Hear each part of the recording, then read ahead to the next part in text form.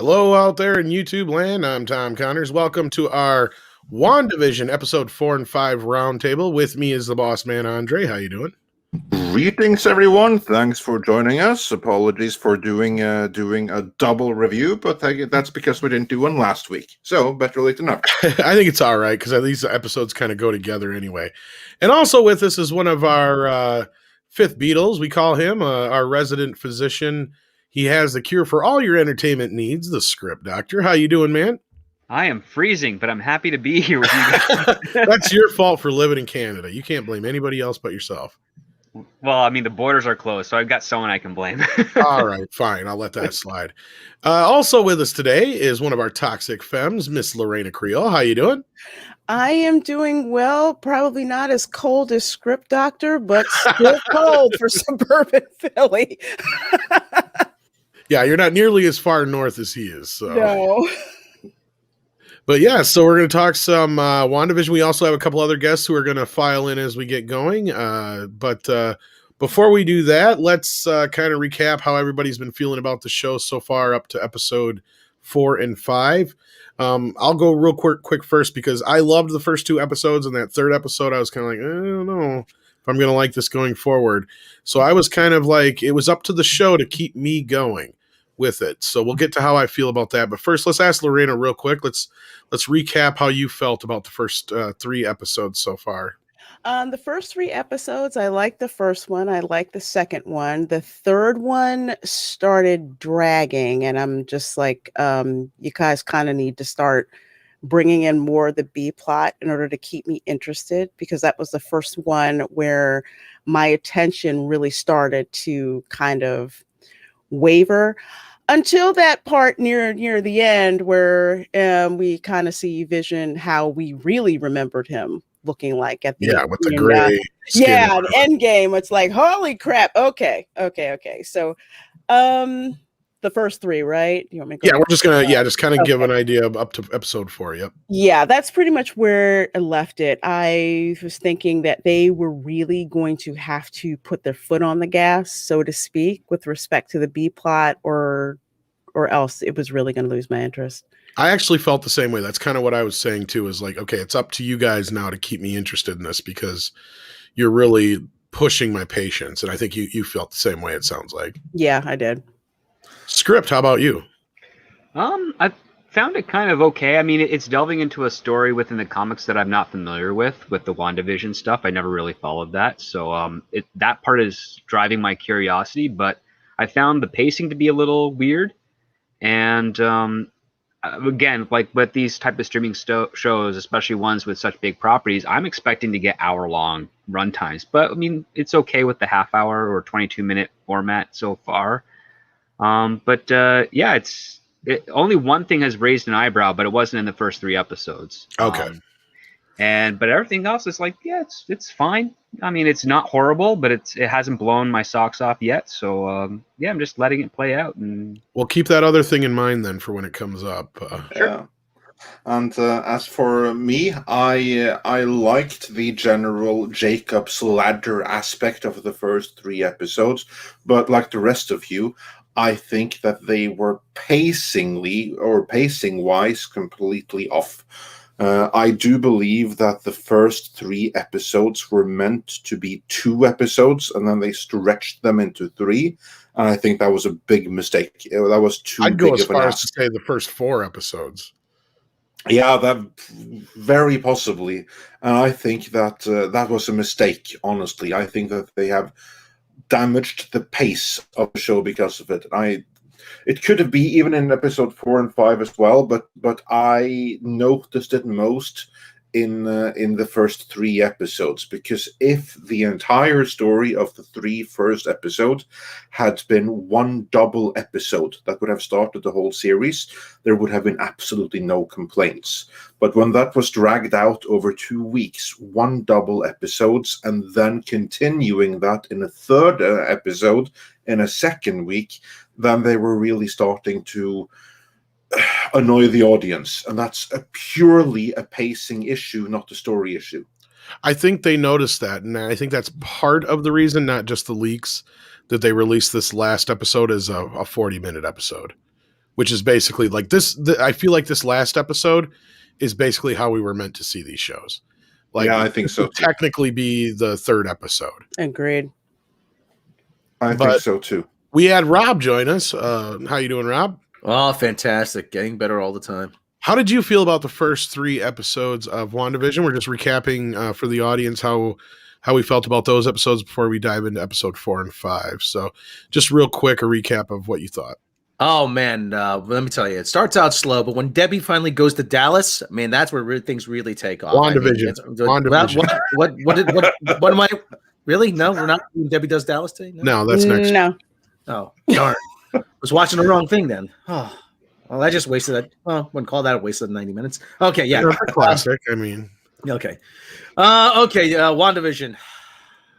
It started out, I thought the first 3 episodes were they're cute with the whole sitcom thing, but it's like, you know what? Okay, fine. But like I said, the tonal shifts I found really jarring. I know that was the whole point, but at the same time, I thought it would be more effective if you just like the whole thing with the boss choking at dinner time. Yeah, Vision, Vision, do something, and he saves him. Like, oh yeah, you're just seeing things. You're just imagining. You wacky kids, Yeah. But I don't know. It's like I said, it was moving at such a glacial pace, and they leaned really heavily into the whole sitcom aspect. But there were times that, and I did enjoy when they really sold it as that. But it kind of wore thin pretty quickly. yeah, I agree. And that's kind of what I think Lorena and I were getting at too. It's like if we would have gotten episode 4 with episode 3, I think we all would have felt a little bit better. I think because it feels like all the answers we were supposed to get in that episode were in the back end. Like, I don't think we were wrong that episode cuts off right before it was supposed to. And we were supposed to see the rest of that bit going back to the beginning with Darcy. I think that was supposed to be the last half of that episode. Yeah, that's how I felt as well, because with the third episode, I'm like, where's the big reveal? Where is this leading to? And that's what I'm waiting for. And then we don't get that. We just see Monica Rambeau, basically tossed out of Westview, and that's it. And it's just like, Yeah. what is the reason for that? What's the reaction to all the people running up and drawing the guns? Where do we get that? And then it ends, and it's just like, no, that's not where it's supposed to end. So episode 4, seeing that, then it's like, okay, it really, to me, just should have been 1 hour for episodes 1 and 2, and then another hour for 3 and 4. Yep. I agree. Maybe they should have did this like Sherlock, where each episode is a 90-minute movie.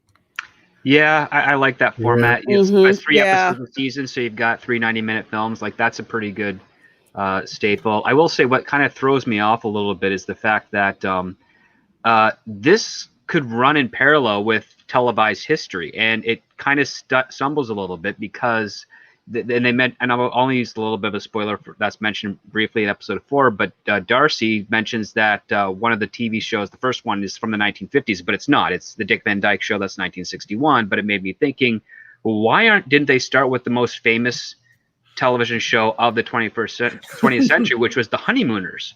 Like, that was a huge show. Well, they kind of stepped with Lucy. I think that was where she was referring to the 50s.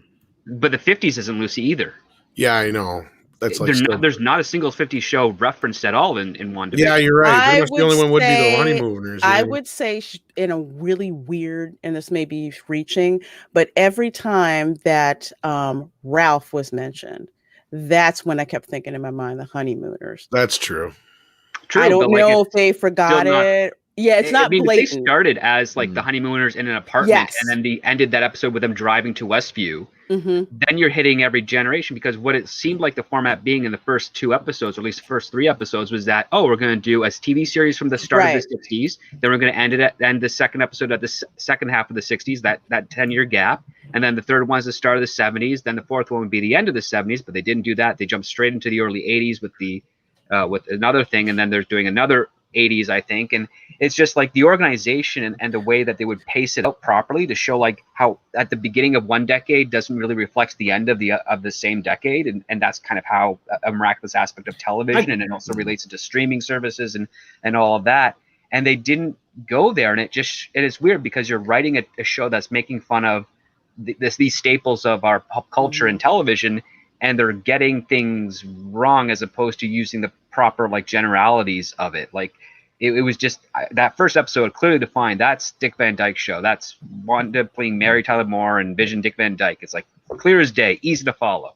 And then the second one was I Love Lucy a little bit, and with a little bit of the schemes and stuff. It's, again, easy to follow. And the third one, you're getting closer to like Brady Bunch, and it's like, okay, I can follow this. There was some Bewitched and stuff. And Bewitched, yes, definitely Bewitched. I say go full bore and just do the Flintstones one episode. I mean, that would have been awesome. Well, that's what I'm kind of. I'm kind of with Rob on that one. I'm a little disappointed we didn't get at least a little bit like the Flintstones, because there was that era right there with, you know, like the Flintstones and the Jetsons and stuff where primetime cartoons were taking off. And I highly, unless we get to the 90s and they reference the Simpsons, maybe. I have like WandaVision should be like the 90s would be like Full House or Friends. I still want Married with Children. I agree. I'm still waiting for that, because I don't think we're getting Married with Children. Oh, yeah, we should be so lucky. Here's why. What are you talking about? One night, 4 touchdowns in one game. Because we've seen the ones that they have shown so far, and then we know some of the stuff that's coming in the future, and it's like Roseanne and Modern Family are two of them, and both of those are ABC shows. Yeah. So like that's where I'm thinking they're going to stick with those. Well, unless they didn't have the rights until, you know, Married with Children it was on They don't have Fox. to have the rights because it's parody, but like I do feel like once we get to like the 80s and 90s, because we know it's Roseanne and Modern Family, and both of those are ABC shows. So how awesome would it have been if they did Star Trek and Full House, which actually was produced by Warner, but it is technically an ABC show. It's an ABC show, yeah. Warner co-finance. Yeah. Elizabeth Olsen's sisters were on that. That too. Yeah, I'm surprised they didn't have like one of her sisters pop up in a cameo. Yeah. Oh, they don't want to act at all. They do not want to act. What were you going to say, Andre? I was about to say that, you still might get that, but if they don't want to act, then that's still looking less likely, isn't it? They're more into like fashion these days. Yeah, I just figured like a passing cameo would have been funny. Yeah. They're too busy ODing in the Viper Room. I mean, that's actually Married with Children is owned by Sony. Actually, it was aired on Fox, but again, it's the same thing with like Full House. But again, for a parody, you wouldn't really need it. So there's more matter of it. No, I get it, and that's where I'm saying like they don't need it, but like I feel like once we get to those shows, it feels like they're promoting the ABC side of things. This past week was more Family Ties and like Growing Pains than anything. Yeah, they had the doors from, and it was basically like because like Mecca was right about like the first show's sets was Dick Van Dyke mixed with I think Donna Reed, wasn't it? Yeah. Very. And then the second one was the Partridge Family mixed with the Brady Bunch, and now we're in the house that's basically Growing Pains mixed with Full House. And Growing Pains was also an ABC show, but mind you, they take whatever, you know, it's an amalgamation of like, it's not supposed to be really just strictly one thing, but it's sort of like the prototypical sitcoms of that era. They had the big Growing Pains intro, as long as we got each other. They could have done better with that. It was okay. I thought that was kind of. I thought the song was shit. Most sitcom themes are shit. I mean, so no, they're not. That was my problem. One, it just felt like it was dragging. I wasn't. It didn't have a hook. And think I could sit here and sing like 3 or 4 sitcoms theme songs from the 80s, and you'd get them right away. That's all go to Flaming Moe's. Well, no, just like even between Growing Pains, Full House. Oh my God, how awesome would that? How awesome would that be if they do The Simpsons? Oh my God, that would be so fucking cool. That's what I just said before. I was like, if they do anything animated, it'd probably be The Simpsons in the 90s. Yeah, with them running to the couch. That would probably be it. The Vision just lifts the couch and shakes them all off of it. Yeah. Or like in the 80s, if you have to mix something together, I'd be very happy to see Married with Children mixed with Police Squad or something. But but yeah, that's probably wishing too much. Police cops. Police cops. They're police. They're cops. Police cops. Yeah, I remember that. Police Squad was actually 80s, but yeah, still. Police Squad was early to mid 80s. Yeah. Police Squad in color. Or Sledgehammer. That was another brilliant one. One of the more brilliant moments of, you know how they always show the close-ups when there's a police shootout, bang, bang, bang, bang, and then Leslie Nielsen, the other guy, was just on either side of a garbage can, just bang, bang, bang, bang. Yeah, that was classic. But we do have some other guests that are going to be coming in here. Before we do that, and before we start getting into episode 4 and 5, to warn everybody, we are going to get into spoilers probably from there on out. So keep that in mind. But we did have like a couple super chats come in. I know one right away from Mr. Tickle Trunk, which was a super sticker of a Shiba dog. Yeah. Yes, it's not a cute little doggies and Shibas. They're so cute, aren't they? The Shiba Inus. Yeah, they're amazing. Shiba Inu? Yeah, Shiba. They're so amazing, aren't they? Don't they have a bad attitude though? They are called the Red Devils, but every ones that I have encountered have been super sweet. So I don't know exactly. I guess that there must be some with a bad attitude, but I think they're just boisterous. They're adorable, so they have the right. Yeah, but people call them Red Devils, so there must be a reason for it. Yeah, and you're right. The churn. Police Squad was only 6 episodes, and they recycled 70% of it in the first movie. That is very true. So yeah, and then we also had another super chat or two come in after that. Yes, we did. I'm just going to make sure we don't miss anything here. Just give me 1 second to refresh. What we did get from Thunderstorm, who sent $4.99, saying, "Love the writing, love the pace building up, love the details like Wanda Hydra necklace episode 2, the heating up episode 4-5. Hail Hydra." Indeed, the things are we're going to get into that. We'll get into that momentarily. And then we also had Thunderstorm again say, "Are these not shows Wanda seen growing up in her homeland?" Most likely. As the representative of not Eastern Europe, as Sokovia would have been, but at least Norway, there ain't no way in hell she saw those shows growing up in her homeland. That's Hollywood fantasy that everyone around the world grew up with, like 50, 60s. Well, no, she was born in 88, 89, so they would be 10 years behind. Well, I was gonna say, what it probably is like when they were locked up or whatever, they probably just had TV running. Yeah, So probably whatever TV shows she remembers. Yeah, it could be like that when she got out and she started building her life with Vision. Maybe he was like, you know what? Let's start exploring this American culture thing, and everyone was talking about this. I mean, Captain America has a list. So maybe that was on theirs. Yeah, that's very true. She treasures those because she would have discovered them relatively recently. But if there's any kind of reality, they did not have I Love Lucy. Another part of it is, another part of it is like you said, no matter when she saw it, this was, television that she's picking on is like the ideal form of life. Like she's clearly trying to. It's an idyllic family setting. Yeah, she's trying to cushion herself. I've been to places in Eastern Europe in the late 90s and early 2000s, and they reran old television shows constantly on those channels. Like you could get I Love Lucy, you could get All in the Family, you could get those programs. That could be too, but like my point, but they would have gotten them around that time. Like, they wouldn't have 9 or 10. Yeah, it's also, that's also another, it's 10 years after I've been after I went to Eastern Europe, Northern Europe for the first time. So, I mean, that's probably something she would have seen. It's like a 10-year-old. Yeah, pretty much. Because she was born in 88, 89. So she wouldn't have had those as like a toddler, but as she started getting more aware and conscious and, a lot of stuff that was syndicated around the world, like I Love Lucy has technically been syndicated around the world since the 60s, like late 60s. Everybody has seen it. Everybody knows it. Everywhere I go, people have claimed that they've seen it whenever you just do like Ricky Ricardo things.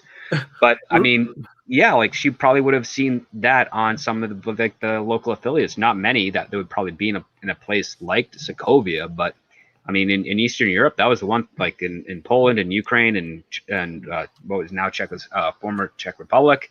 Those shows were on all the time. Remember that scene in Crocodile Dundee? He goes, "Oh, you got a telly? Yeah, I saw one of these back about 20 years ago." He turns it on. I Love Lucy. Yep, that's about it. What I saw. So Rerunning Right. the same stuff, yeah. Silver Nova says with an Australian $5. Now I'm thinking of old TV shows. I swear there's an episode of Family Ties when a drunk Tom Hanks punches Michael J. Fox in the face. Really? There is. I There think you're is. correct. Yes. There Seriously? is.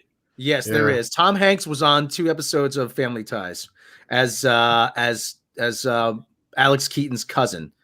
As who's it was the wife, Meredith Baxter Burney's Nephew. brother. Yeah. Okay. Then Joe Pat says they evoke growing pains in the parody intro, which we brought up.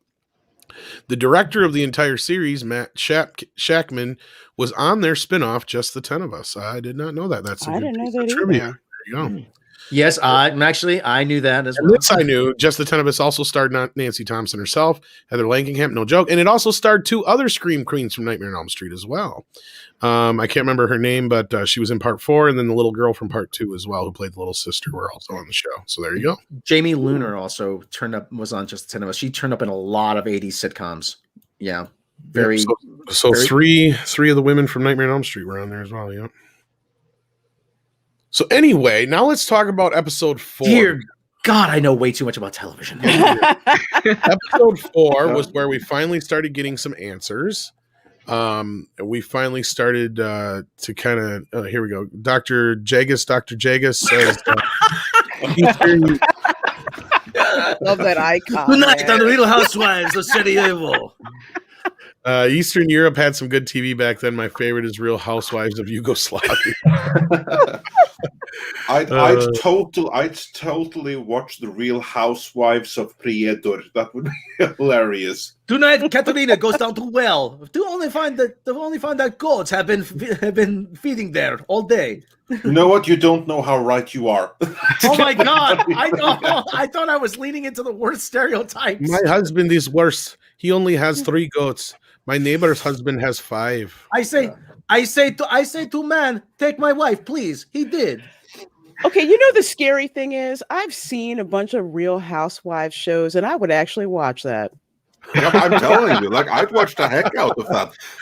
Like some like local reality TVs and stuff is actually pretty cool.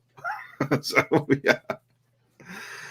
Oh yeah, but yeah, let's try to get back on track here with the next episodes. The Fess Man says, "Have a feeling that Magneto will show up after the last episode," and yeah, we shall see about that. Now, let's get into the most recent episodes.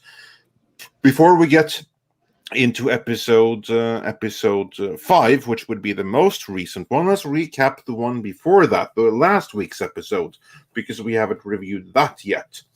So, Lorena, what did you feel about the last episode where we first started getting some kind of answers, where we saw what happened after the blip, is what they call it. I can't get over that stupid name. Yeah, I kind of was like the blip. It was a lot more than a blip, frankly. I was excited to see what was going on with this episode, especially how it started with Monica Rambeau basically being regenerated, like unsnapped.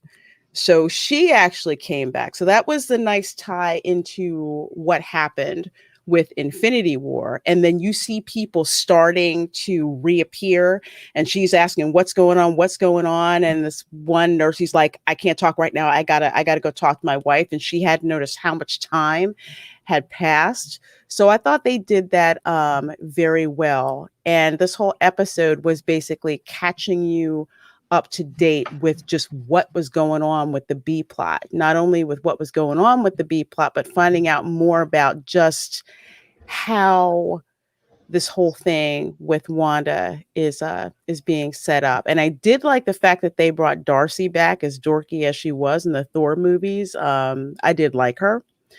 So having her figure out what was going on with all that, and I forget the technical name that they used for it, to find out that there was actually a broadcast signal, because I actually figured that out. So with an engineering background, that was kind of cool to see how she not only figured it out, but she hauled out that big, huge oscilloscope to find out that there were broadcast waves, and then asked for television. I like that because I can track the TBR with that. stuff. Yeah. Yes. So Cosmic I like how background they brought radiation. that up. Mm-hmm. So I like how they brought that out and just set up just finally what the heck is going on, and more importantly, why this whole sitcom shtick is happening in the first place. All right, script. I dug the fourth episode. It was actually like the one where I was thinking, why didn't they start the series with this? Because Good point. it gives you all the good narrative setups. It gives you still the mystery of what's going on. And I mean, if you ended it with Monica Rambeau falling into that thing, and then all of a sudden she's in this black and white TV series and sees Wanda and Vision, like the opening credits, and then you cut to the end, that's a hook. Like, that's a really good hook, at least from my perspective as a writer. But I really enjoyed the fact that there's a cool, believable way of getting Agents of S.W.O.R.D. to this location in New Jersey. They're using the town. The FBI is using the town as a safe house. We get the agent from the Ant-Man and the Wasp film, who I kind of thought was kind of funny, and I liked the little part where he's practicing the close-up magic and and achieves that for his card. I thought that was a nice little part there, and I enjoyed the relationship that he had with Darcy while they're trying to figure out what's going on with this town, why this town of Westview, New Jersey, one, doesn't appear to exist from the locals in the area, and two, it has this weird thing going on around it. And yeah, it was pretty neat. And I liked some of the exposition regarding S.W.O.R.D. I thought it was a little bit of a stretch that Maria Rambeau was the one who founded it, according to how it seemed to be conveyed there in that episode with all the exposition. That was kind of weird. But the woman that they got to play Monica, awesome, very charismatic, very likable, which is a nice change of pace for this generation of Marvel approaches. And I liked how she was confident, and she was also inquisitive. That's the other part too. She was inquisitive. She actually had questions, and she didn't just know things and just jump into stuff as some other, or be snarky about things in some ways as another person counterpart to this franchise was. So it was pretty interesting. I dug the setup and the presence, and I liked the building, and yeah, this was one of my more favorite episodes for this series. All right. Rob? Yeah.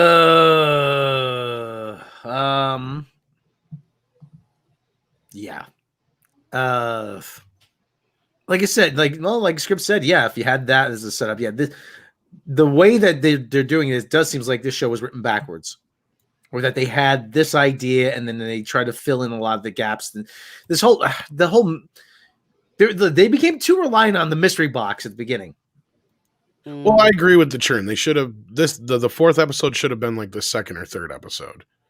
Like, yeah, they should have gave it just a little bit sooner. But I mean, I understand what they were doing with it. Yeah, because you had very little setup. You had very little setup for this, and and all I kept thinking of was, you know what? I've seen this exact same idea, only done better. I've seen this. I kept saying that nagging thing. This is just life on Mars. That's all this is. And I was talking to Mecca about this. Like, yeah, she's setting up this entire world because this is her safe space. She lost Vision. She lost everything. And so she just wants to feel secure in this space. If you set that up from the beginning and then you have people try to pick it apart, and then there's the pushback, I think that would have been more effective. I agree. Not Rob, not to interrupt you, but yeah, I agree, because looking at the setup from the beginning, my guess was, okay, she's pretty much putting this world together as a way to cope from Vision's death. Now, if they would have set it up with that, I wouldn't have had to guess that, and it actually would have maybe invested in a little bit more. Yeah, so mystery, still a mystery. What happened to the beekeeper? The beekeeper, that was just a guy they tried to get into the world without having to go through the barrier. Nobody means what happened to him after the fact. Oh, well. Yeah, because she kind of rewound everything, but we don't know what happened to him. We don't know if he came back or not. Yeah. And Monica Rambeau has superpowers now, which is, passing through the barrier. She got being blasted by Wanda, so she's got superpowers now. So she's going to become. Yeah. Well, they did that scan of her, and they're like, "Yeah, they got to do it again," which is weird. There's also the actors in the commercials, they haven't been identified on the board. That's also kind of interesting. I think she already had powers.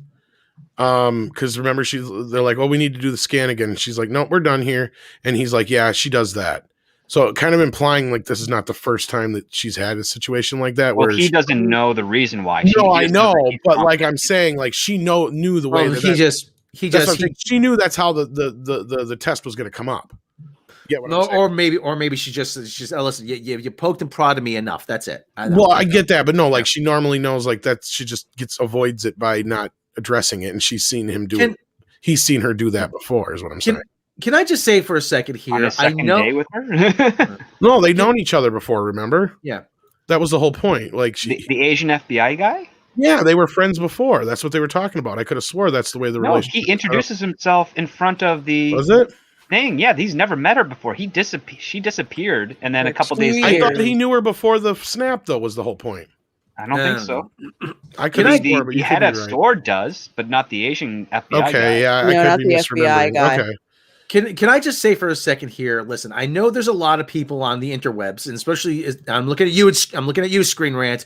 That whenever there's a side character in the MCU, they go gaga and say this character needs their own movie. This character needs their own show.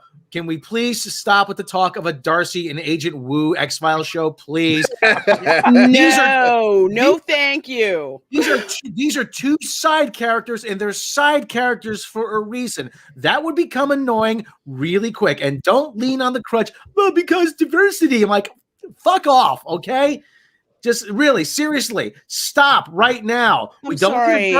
Exactly. It's just like having Rob on every episode of Midnight's Edge. Exactly. Wait a minute. What? Well, it's like doing an Agent Coulson show of Agents of S.H.I.E.L.D. It just gets tiresome, and they have to then kill off the character and bring him back again as a robot. We don't need the father from the TV show Fresh Off the Boat to have his own spinoff. No, we don't. Sonic Stant says cosmic background radiation, Fantastic Four reference. Yeah, I think so. I think they're cosmic rays is what they're hit possibly with. Yeah, so it's close, but not. Yeah, but who knows? Yet. We'll see. Yeah. Welcome, Gary. How you doing? Doing pretty good, buddy. Yeah. Don't be surprised if you hear. Yeah, go down to Manhattan to the Baxter Building. Talk to a scientist. Read something or other. Yeah, what episode are we up to? We're still discussing episode 4, last week's episode, and we're about to start discussing the next ones. But first, we wanna go through episode 4 because we didn't do a review last week. So Gary, now that you're here, take us through what you thought of WandaVision up to and including episode 4. Well, I'm kind of with my buddy Paul over at Heavy Spoilers. It started out really slow, but it was good. It was slow, but each episode, this is one of those shows that just keeps getting better each episode. And last week's episode was freaking brilliant. And then I'm like, oh, how are they going to tie up the last week's episode? And then we get this week's episode, and my wife and I were beside ourselves with excitement watching this week's episode. So yeah, in other words, you like it. Perfect. I love the show. I absolutely do. I love the writing. Yeah, it's pretty. So how familiar, cool. Gary, are you with the comic background of this show? Well, I read it in '85, and I remember some of it. I mean, that was a lot of brain cells I've killed since then. So I'll catch something and I'll go, oh, hey, I remember that death. I remember death. Yeah. Yeah, I was in the Army, so I drank a lot. No worries. We're just looking if you had a frame of reference as far as like. Yeah, that was right at the tail end of, but right before I gave up comics in '86 because of the Secret Wars. We've talked about this before because I hated the marketing and it pissed me off, and so I stopped reading comics and went to graphic novels. But yeah, it was one of the last comics I read. That and New Mutants. So yeah, so like I agree with most people so far that this episode should have come a little sooner. I like pretty much the whole dichotomy between the characters. I like the setup of it and how Darcy's kind of figuring it all out. And I mean, it's not just her, but I mean, she's kind of figuring most of it out. And Yeah, I mean, it was a nice way to kind of finally get some answers. I get the feeling that even though Wanda may be in control, I really don't think she set it up. And we also get a bit more of answers as far as like. We'll get into that now in episode 5. That we'll get into presently. First, I want to say that I also really enjoyed the interplay between the chick from Thor. What's her name again? Darcy. Darcy, yeah. Darcy. I like seeing Darcy again. I like the interplay between her and Kim Jong-un, because that too that guy will always be to me. Wait. Yeah, I was about to say, wait a minute. When did he come back? Jeez, He's in the Sony movie that led to the Sony hack. It's hard to survive Seth Rogen, and he I did. saw Ronry inside Rio Road. That's the other version. That's his father. Yeah, that's his father. That's his father. Wow. Oh, okay, yeah. And for anyone they say, "Oh my gosh, Shlomo's racist," I'm like, no, go watch Team America: World Police. Yeah. No, He's still Kim racist, Jong-un, he's the current dictator. Well, there are some who claim that he's dead, and he hasn't really shown himself for quite some time.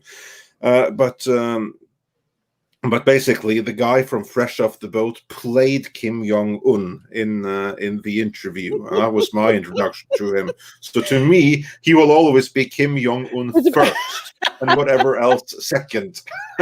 So when I saw him, I was like, "Oh, hey, it's Kim Jong-un. Cool, he's in this." Yeah, and of course I know him as the dad on Fresh Off the Boat. So do I. He has amazing comedic timing in that show. He's hilarious. I love him. So seeing him on WandaVision, and in Ant-Man and Wasp, I thought was funny. Yeah, he was hilarious in that. And he brings such a likability to the character in this show, and I think that's probably why they brought him over from the films, because he's just likable. It's like everything he does, he's always likable, even when he's kind of like a dick. Yeah, you want to make excuses for him because you like him that much. Yeah. Exactly. So anyway, all is well so far. Then now let's get into first let's catch up on super chats, and then we get into episode 5. And in super chats, just to get caught up there, we had. I'm just going to give me a second to refresh. I maybe should have done that before I said anything. But hey ho, that's how we roll around here. The Festman 93 said, "Have a feeling that Magneto will show up after the last episode." We'll get into that. Sonic Stan said, "Cosmic background radiation." Fantastic Four reference. You never know. And Sonic Stans also says, "In episode 5, they mentioned the Sokovia Accords. After everything that happened in Endgame, why would those still be a thing?" Well, that's easy. Legislation doesn't change just because something traumatic happened. Mm-hmm. Yeah. It's not like okay, it was an earthquake. Now let's dissolve the Paris Accords. It doesn't work that way. When many world governments agree to something, they kind of stick to it regardless of how the facts have changed. Yeah, exactly. And there's a lot of callbacks in this episode too. I mean, even the commercial talking about Lagos is like a great callback. Yeah. See, that Lagos, one went over my head because I couldn't make the connection. Could someone enlighten me on that or remind me? That was where she tried to help everybody during that first opening battle. Oh, right. The town in Avengers. And then she ends up causing Civil War, right. Yeah, it's where she causes all those people to get injured and killed. And so, because the big thing here is we're bringing about guilt for her character as well as all of her sense of loss. And I think their death plays a part because in one of the animated sequences, I think it was episode 1 or 2, and it might have been 1, you actually see a glimpse of Death's helmet in the animation. So I think he's going to play a big part in what's going on with Vision. Lagos for when everything goes wrong. Yes. Clean up your mess. I thought that was aptly done. Oh yeah. Hey, call. Yeah. The only thing I know about Lagos Lagos, Nigeria, before that was that's where Paul McCartney recorded Band on the Run, and he said it was a nightmare. Just they were still building the studio when he got there. You want a booth? Sure. Yeah. Can you put some glass in it? Oh, great idea. Wow. Red mud raining from the sky. Nice. All right. So where were we then, Andre? Way to bring the conversation to a halt, Rob. Yeah. Referencing acid rain. Yeah, that usually. Yeah. No, we are actually fully caught up on Super Chat, so we just have to get back on track with episode 5. So let's do that. So what we in episode 5, which would be the most recent one, we start to learn a little bit more, because here we see that Vision, he is able to come out from his spell long enough to release one of his co-workers long enough. Yes. That we see that these evidently are real people that lived in this village that Wanda has hijacked, and they are suffering. They're under mind control. They don't want to be there. They have somewhere else to be. They have people that rely on them that they can't get a hold of. And it's pretty horrible. And at some point, then he tries to confront Wanda with this information, like, just drop the charade for a moment. Let's do some real talk here. And she doesn't respond to that very well. Not very well at all, does she? No. No, she really does not. I like to call it almost like a domestic dispute that the cops will be called in for, because she's just like, you've never acted like this before. And he responds perfectly, what happened before? I don't know what happened before that time.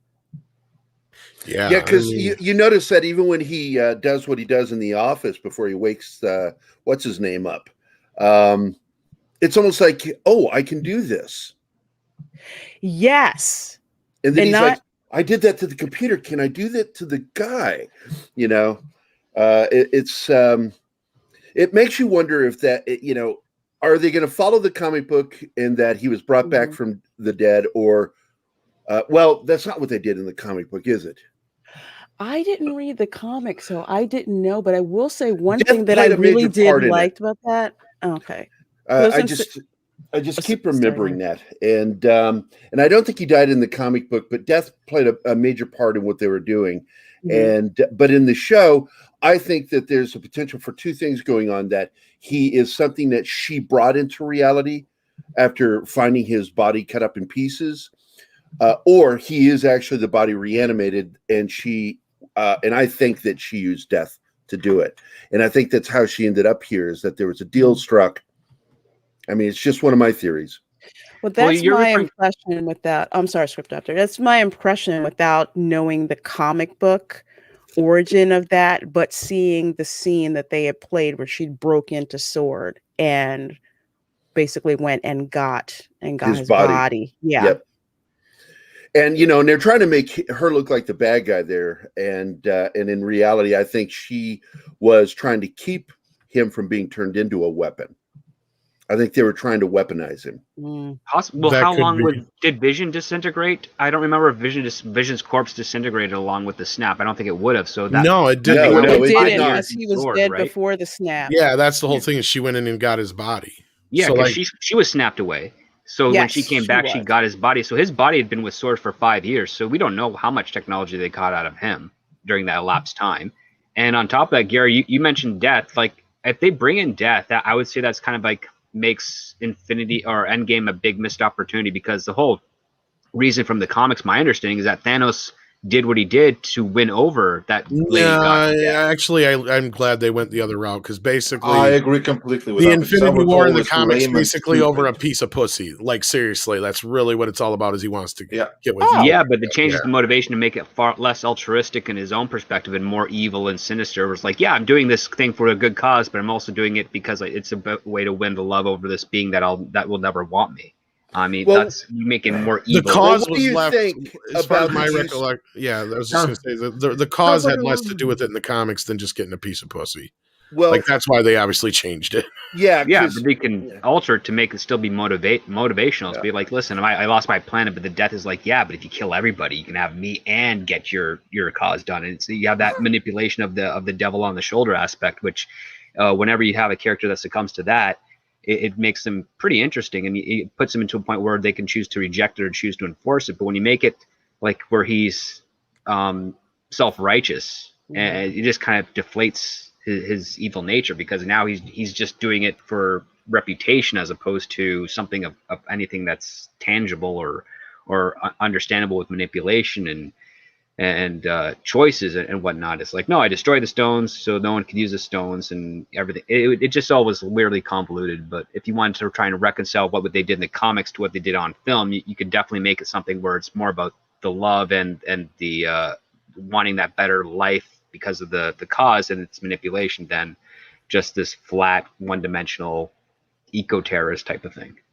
Yeah, I will also say about Thanos that how they changed him from the comics to the movie, I thought was amazing, because the comics with Thanos, provided they're written by Jim Starlin, who created Thanos, are fantastic. But he is, in the comics, very much so the petulant child that he accuses Ronan the Accuser of being in the movie. Yeah, that's how he is. And Tom is right. He wanted to prove himself so that death would like him. Tom uses different words than me, but Tom is essentially right. That's kind of like he wanted to go down with that bony piece of ass. That's what it was all about. There was no real noble cause behind it. Like, yeah, I agree. The movie did a great job of making Thanos a much more. Well, Infinity War did. Endgame, it just kind of felt empty. Well, he's not really. He's a different kind of character there. That's the thing. I agree completely, because like in Endgame, he had like forgotten that. Okay, like in 50 years, we'll be right back where we started, and we need to do another like of this like halving of or culling of population. You need to do that every so often for it to take effect. It's not a one-time thing. Like 1,000 years from now, that'll be completely forgotten. You need to do it again. So it was stupid of him to remove the stones for that reason. Well, not for nothing. When people are depressed and like that, when people are experience great trauma, they're less likely to bang and make more people. So I would give it more time. So yeah. I did not know about Thanos from the comics because I'd stopped reading the comics from I think probably like in the early 90s. So to me, Thanos seemed much more ominous in Infinity War than he did. Oh, I assure you, he would be. He absolutely would be more ominous there. So yeah. Well, now you know. Now you know how it really was. Wow.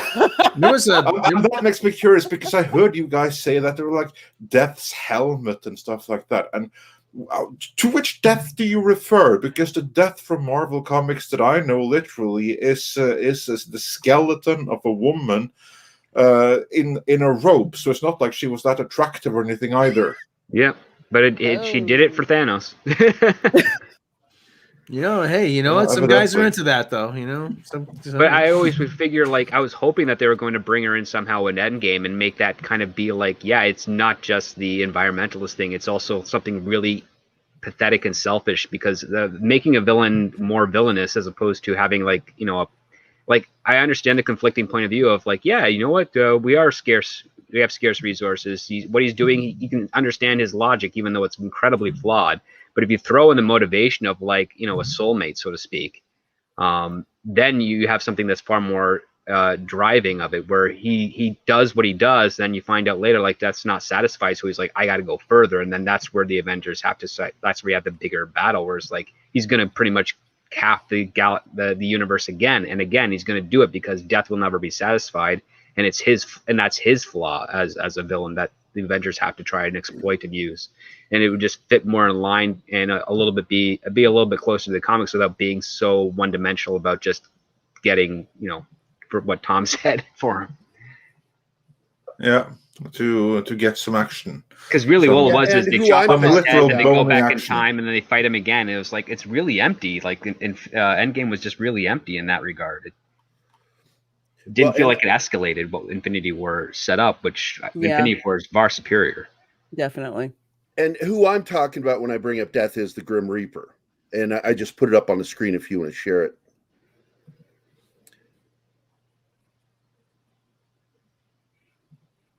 See, I'm trying here. Because we keep hitting it at the same time. Yeah, this is actually from the WandaVision comic, and that's the Grim Reaper.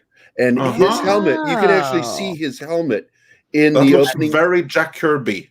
That's probably just an Easter egg, though. So that It goes Yeah, I by don't know. You very never know. fast. It goes by very fast from what you were talking about, where that Easter egg is shown. Yeah, exactly. But I'm excited by the idea that they even did that. So is it possible that that is who they did a deal with, and why she doesn't even know why they're there? Well, maybe she does know, because that's kind of like She when seems she really noticed- confused to me. She, what I think is that it's denial, that she's probably perfectly well aware. It's just that she doesn't want to admit it even to herself. She's trying to convince herself and everyone around her that this is real and everything is fine. And it's like only the moment when you see like the sword, they send some more stuff in, and then she comes out, and then she's like, okay, all charade her off, get the hell away from here. So she's obviously aware of much more than she lets on.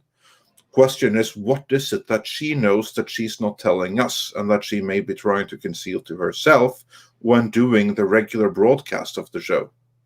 As like the 80s sitcoms and the sitcoms that the Life appears to be starring in. What game is being played there?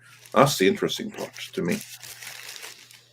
I think maybe that's being pulled from her memory, where she feels comfortable. Yeah, I'm not sure. I think Lorena, you said it earlier. I think it's more so like something's going on and she knew it, and she's protecting Vision from being used as a weapon. And this is kind of more like a safety bubble kind of thing. That would kind of make more sense to me. Also, another thing to bring up that I noticed is with the twins. Because in the beginning of that episode, Vision is kind of like telling Agnes that, no, you'd better not touch them. And then Agnes is like, well, should we take this from the top again? And you notice later on, the twins like wind up aging themselves. And Wanda's just kind of looking like, what the heck? And Agnes is like, kids, you can't control them. And they wind up aging themselves. Yeah, they wind up aging themselves. I think Agnes is another character too that we're not sure of. I don't think she's one of the people being held. Yeah, Harkness. I don't think she is. Yeah, I was gonna say. I think she's. Yeah, is that who the character would be? Gary? Agatha Harkness. Yeah. Yeah. And the kids, one of the kids is the one that actually tells Wanda to her face, Mom, you can bring back the dead. And she looks like, how do you know that? Well, she couldn't shut the kids up from crying either. Like she tried to use her hex magic. Like the kids don't respond to her powers, but they respond to what she is as a parent. And they aged up 10 years in that one episode. Exactly. And we also know that the neighbor Agnes said at one point, the devil's in the details. She did. And it's got all of us wondering in the back of our minds, is this going to be about Mephisto? Is Mephisto the puppet master? Doubt it.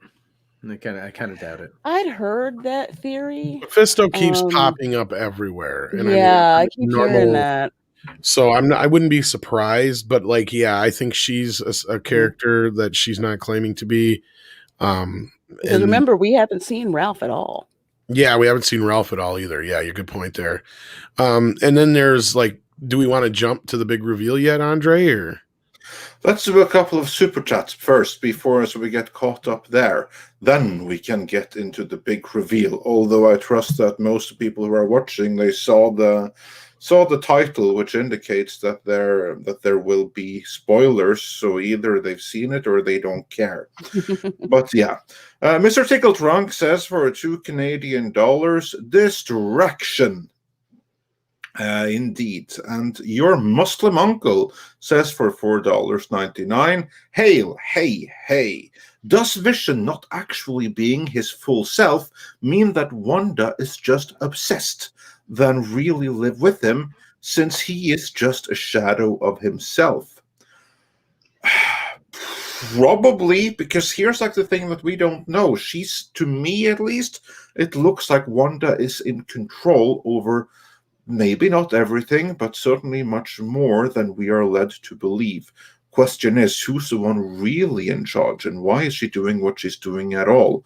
There's obviously some kind of external influence there, whether it be Mephisto or someone else. And with Vision, since he's not his full self, clearly, but will he continue even after the series? Can he exist outside of this bubble? How far does this reanimation extend? Yeah, that will be interesting to find out, won't it? Oh, And yeah. also- And on top of that, you get the eyes. When she takes over the soldiers in that one scene, their eyes glowed red. Yeah. I think that was there for a reason, to let us know that she's not controlling the people in that town.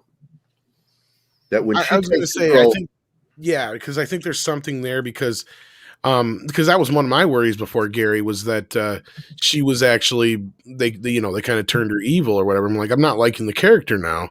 Well, after seeing that scene where she faces off with the sword people, it's Right. pretty obvious that she's not bad, but she's doing something to protect either Vision or herself, or we're going to find out eventually what's going on. She's not the one doing this. I'm sure her motivations are going to be justified, is what I'm getting at. yeah, and I agree with you on that one. I feel that, but they keep hinting at the fact that the horror is coming to the MCU, and that she's now going to be in Spider-Man 3, etc., etc. And of course, she's going to be in the next Doctor Strange. So the House of M is laying back there where she is the villain. So it's hard to tell where they're going to go with this. And I think I like that it's like, it's got me guessing. All of us are guessing. Yeah, that's not a bad thing. Yeah, no, it's actually a really good thing. And how much more fun is it to do this than to complain about Discovery and stuff? Oh, much better. Much better, yes. But anyway, next super chat, Andre. Next super chat. I'm unable to bring it up on screen, but we have someone popping their cherry, and that would be Fee5O Fun, who says for $5 Canadian, popping my cherry with my first super chat. What makes a movie a cult classic? Does it just need to be bad, like Howard the Duck? Well, first of all, congratulations on having popped your cherry, and thanks for doing it with us. We really appreciate that. What makes for a cult classic, in my opinion, it's two things. One is that it wasn't seen very much, so it has a very small following, but a very, very loyal one. So you have some people that really, really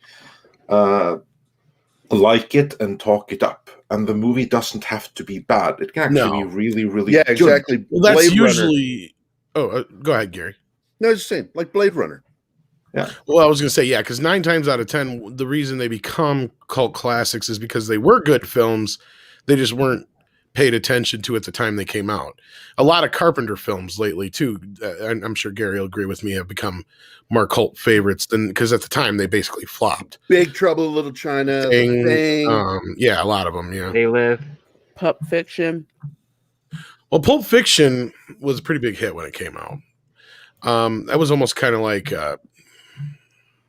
it has all the makings of a cult classic, but it was actually a pretty big hit.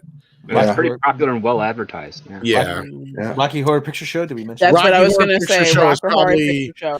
That's probably the prototype for the cult kind of thing. But a lot of movies from the 50s and 60s, for as far as sci-fi, eventually kind of became cult classics and stuff like that. Reefer Madness is kind of a cult classic too. For the wrong reasons, though. yeah. And that's all because of one Robert Shea. But anyway. So no, it doesn't have to be bad for it to be a cult classic, clearly. And moving on from that, Your Muslim uncle says for $9.99, thank you so much for keeping our lights on. Before Godzilla vs. Kong, Tom, you watching Gorillas in the Mist by Lynch Mob. Piari-chan, putting your face on rapper with amazing King Kong line. Me, laughing and enjoying the whole thing. Yeah, I don't know if we can do that or not. You'll have to tag Perry Chan in like a tweet and see if we can't make that happen. I got to watch Gorillas in the Mist by Lynch Mob. All right, I'll see what I can do for you otherwise. But yeah. And don't forget Gorillas in the Mist's sequel, Koalas in the Rain. Koalas in the rain. Yeah, and here's like a fun thing that goes together. Hillis Mallory says, "Death that Thanos was in love with was a copyrighted character from another universe. That is why she wasn't in the MCU." Oh, maybe she was with the Fantastic Four package. That's a possibility. Well, and what character did What's-Her-Face play in Ragnarok? That was... well, that's a different death. That's Lady Death or sister. or something like that? No, that's Hela. She has nothing to do with that. Nothing to do with that? Okay. No, nothing at all. Not in the same way, yeah. Yeah. And John Stroop says, Death did it for Deadpool 2. But, Deadpool. Yeah, here's the thing. No, seriously, you know why in the comics Deadpool is immortal, why he can't die? Because the of comic book reason. Because of Wolverine's mutant healing factor and the fact that he has cancer, and that is keeping that, and the two keep each other in check, and that's why he's also disfigured. It's because he has scar tissue covering his entire body. Yeah, but if you kill him, he'll actually come back, and that is not because of Wolverine and his mutant power. No, there's another reason for that, and it's far cooler.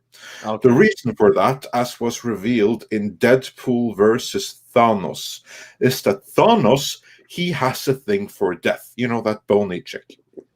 But she doesn't really like him, even if he kills half the universe and everything for her. But you know who she kind of is interested in? That's Deadpool. And for that reason, Thanos wants to keep the competition away, which is why Deadpool can't die. Oh, really? Okay. It was something like that. I don't recall exactly. I haven't read it for a while, but it was something to that end. That like Thanos is jealous because Death likes Deadpool more than him, and so he's going to keep them apart.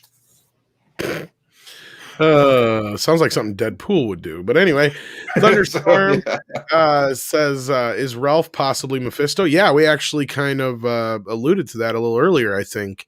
That's a big possibility. What do you guys think?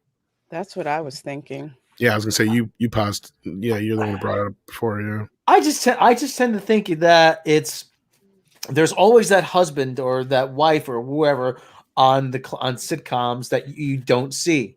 Vera and Cheers, Marison, Frasier. Yeah, but see, that's where I think they're going to play into that, and I think Lorraine is right. And I do obviously feel like she's not one of the people being held hostage. She's like, especially after "Do You Want Me to Take It From the Top" scene, she doesn't seem like she's in any kind of in danger. Is she on the board though? I mean, that big flow chart that they have. She was not there.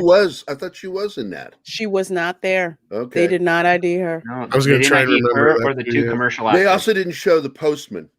Yeah, they didn't show the postman. They did show the two commercial actors, but yeah, the postman and Agnes were missing. And you notice in this latest episode, the postman, when they were looking for the dog, and he basically said, "Oh, your mom will turn up. Your mom will find him." Yeah, and on top of that, it was really suspicious. She said he wouldn't let him get too far. Agnes comes up from those bushes with the dog already wrapped up, and made me wonder because the dog just shows up if it was not supposed to be in there, and she killed the dog. Could be because something didn't seem quite right. And then she was thrown off when the kids mentioned that they know she has the power to raise somebody from the dead, and exactly. Agnes is like you can do that. Let's get into that for a second, because first let's grab this super chat. The Churn says with $2, MCU knows Wanda is the most bankable female star. Oh yeah, I think they learned after the whole Captain Marvel debacle that she was not the one to get behind. I think that's become abundantly clear. Yeah, she is actually on. Can you hear me? Yep. Yeah. I'm looking at a picture. She is actually on the board. Okay. I think, All right, as much as I can tell. Hold on. I could have sworn I saw her on there. Hold on. There is Deborah Rupp. There. They didn't show her. No, I think it's the two background. The commercial actors are not on the board. They don't know who they are. I think so. Yeah, because I only watched all these episodes once, so I can't really say for sure. Yeah, this is a bad photo. But here's the question I have: can she really raise people from the dead, or is it that she can? Well, that's the big question, because did she do it, or was it the Grim Reaper? Well, here's the thing: is the version of Pietro that she brings in isn't dead. No, he is from this is the first step into the multiverse. Exactly, and that's where I was saying, like, is it really that she can bring people from the dead, or is it so much more that she can tap into multiverses and bring in another version? And on top of that, he's from the universe where he's a mutant. So it's also the first. His sister's not a twin. His sister's younger than him in that version. Yes, and that also brings up the whole, because from what I've been hearing is that this is not the big cameo that what's her face has been talking about. No, because this was kind of predictable, and it's not a mind blowing thing to have that actor. Well, it is, but it isn't at the same time. I don't know. I think it's kind of tame. It's like kind of like you were expecting that. Yeah, but see, she doesn't have the ID attached to her. No, there she is. Look, that's here, right here. Sword. See, these guys have all of these IDs attached to their face. But Agnes does not. Yeah. Okay, Agnes doesn't have an ID. So they may not have been able to ID her yet. But no, as I was saying, so where was I? Pietra in this version, though, if they are actually bringing in that and he's not like Mephisto in disguise or something else to that effect, like, yeah, that's the thing, is she may not be able to bring people back to life from her timeline or universe, but she can bring in other people. And there were some people who are saying now that this big cameo is either going to be one of the versions of Magneto. Because Mikey Sutton, actually our good friend, right, Andre, just dropped a story this morning where he had talked about this, and they had said he didn't know for sure which way they went because they weren't sure which one they could make a deal with, but they had reached out to both. And so that's implying that we will see at least one version of Magneto probably in this show. I was hoping they'd recast him as someone new, like Neil McDonough or something, because I was thinking fine, but no, I was thinking that it has to be Ian McKellen for it to be that. That's what I was going to say. If you're talking about a big name, I would think Ian McKellen. I like his version of Magneto much better. Yeah, to me, he is. Well, plus, he's old enough to be the fatherly version as opposed to, Well, he's someone who could be a love interest. So, yeah. And I think that's what she's going to try and do, is she's going to try and rebuild her family. I think that's what she's trying to do. Because remember, Vision, the way that Vision died twice, and losing her brother, just the way that she and her comes off, parents. and the parents, and she's just like, I have what I want. Because when Monica said, what do you want? And she's just Wanda's like, I have what I want. And she obviously does not want that messed with at all. Yeah, I feel like that's where this is headed. I could be wrong, of course, speculating.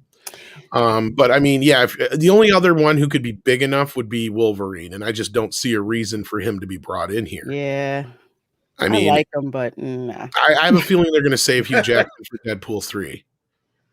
If they're going to bring him back, that's where it's going to be, probably. I think you're right. I don't see that happening. But this does open the door now. Does this mean that Disney's going to be lazy, and instead of creating a new X-Men, they're going to pull the X-Men from the Fox universe? Or are they going to mix them up? I think mixing them in is the way to go. Yeah, I think that's what's more likely to happen. That it's going to be some kind of. I don't think that the X-Men that we'll be getting now are going to be like the canon X-Men going forward, but rather establish, oh, look, here is how it's all connected. And then later down the line, we're going to get new iterations of them. But that we here get a peek into the X-Men multiverse. That I can well believe. With that, though, I know Lorena sadly has to check out. Was there anything you wanted to touch on before you did take off on us? The only thing is that I love the Quicksilver that they brought back. He was the best Quicksilver. Yes, Absolutely. was. Well, you know, maybe it all leads to the Kick-Ass universe because they were both in that. So Yeah, that's that's a funny thing. Oh, but that's it, though. Thanks so much for having me on. I Hey, appreciate it was nice it. meeting you, Lorena. Oh, likewise, Jerry. We need to always a connect. pleasure to have you on. All right. I already Bye, follow you, I everyone. think. So You do? Oh, okay. Okay, great. I'll be in But touch. do check out Lorena's channel. She does have her own channel as well, and she always joins us on Toxic Femininity as well on Mondays at 9 p.m. Central here on Midnight's Edge. So tune in for that as well. Okay, thank you. Bye, everyone. bye-bye. Take care. Have a good day, Lorena. All right. So, so that was my basic question is, so Andre says he thinks they're going to mix it in. Gary, I think you said about the same thing. Script, did you really chime in, or Rob? Oh, with regards to the X-Men stuff? Yeah, I think you did too, but Yeah, I mean, personally, now that the Disney does have the X-Men stuff, I would rather them just recast fresh, get a brand new team, new actors that they can draw out a franchise with, as opposed to integrating the second generation of the X-Men characters, or maybe even some of the first, just because you know, you might as well, if you want to actually make instead of retroactively incorporating the previous movies into the MCU, just start new. It makes it cheaper on the production side of things, and it also allows you to have a little bit more fun with future stories. I do like that they got the other Quicksilver in. He was a better written version of the character. Oh yeah. Absolutely. I feel like bad for the actor because well, Joss Whedon wrote the other Joss Whedon, he did great with the first Avengers movie, but he really dropped the ball in the second one in every way.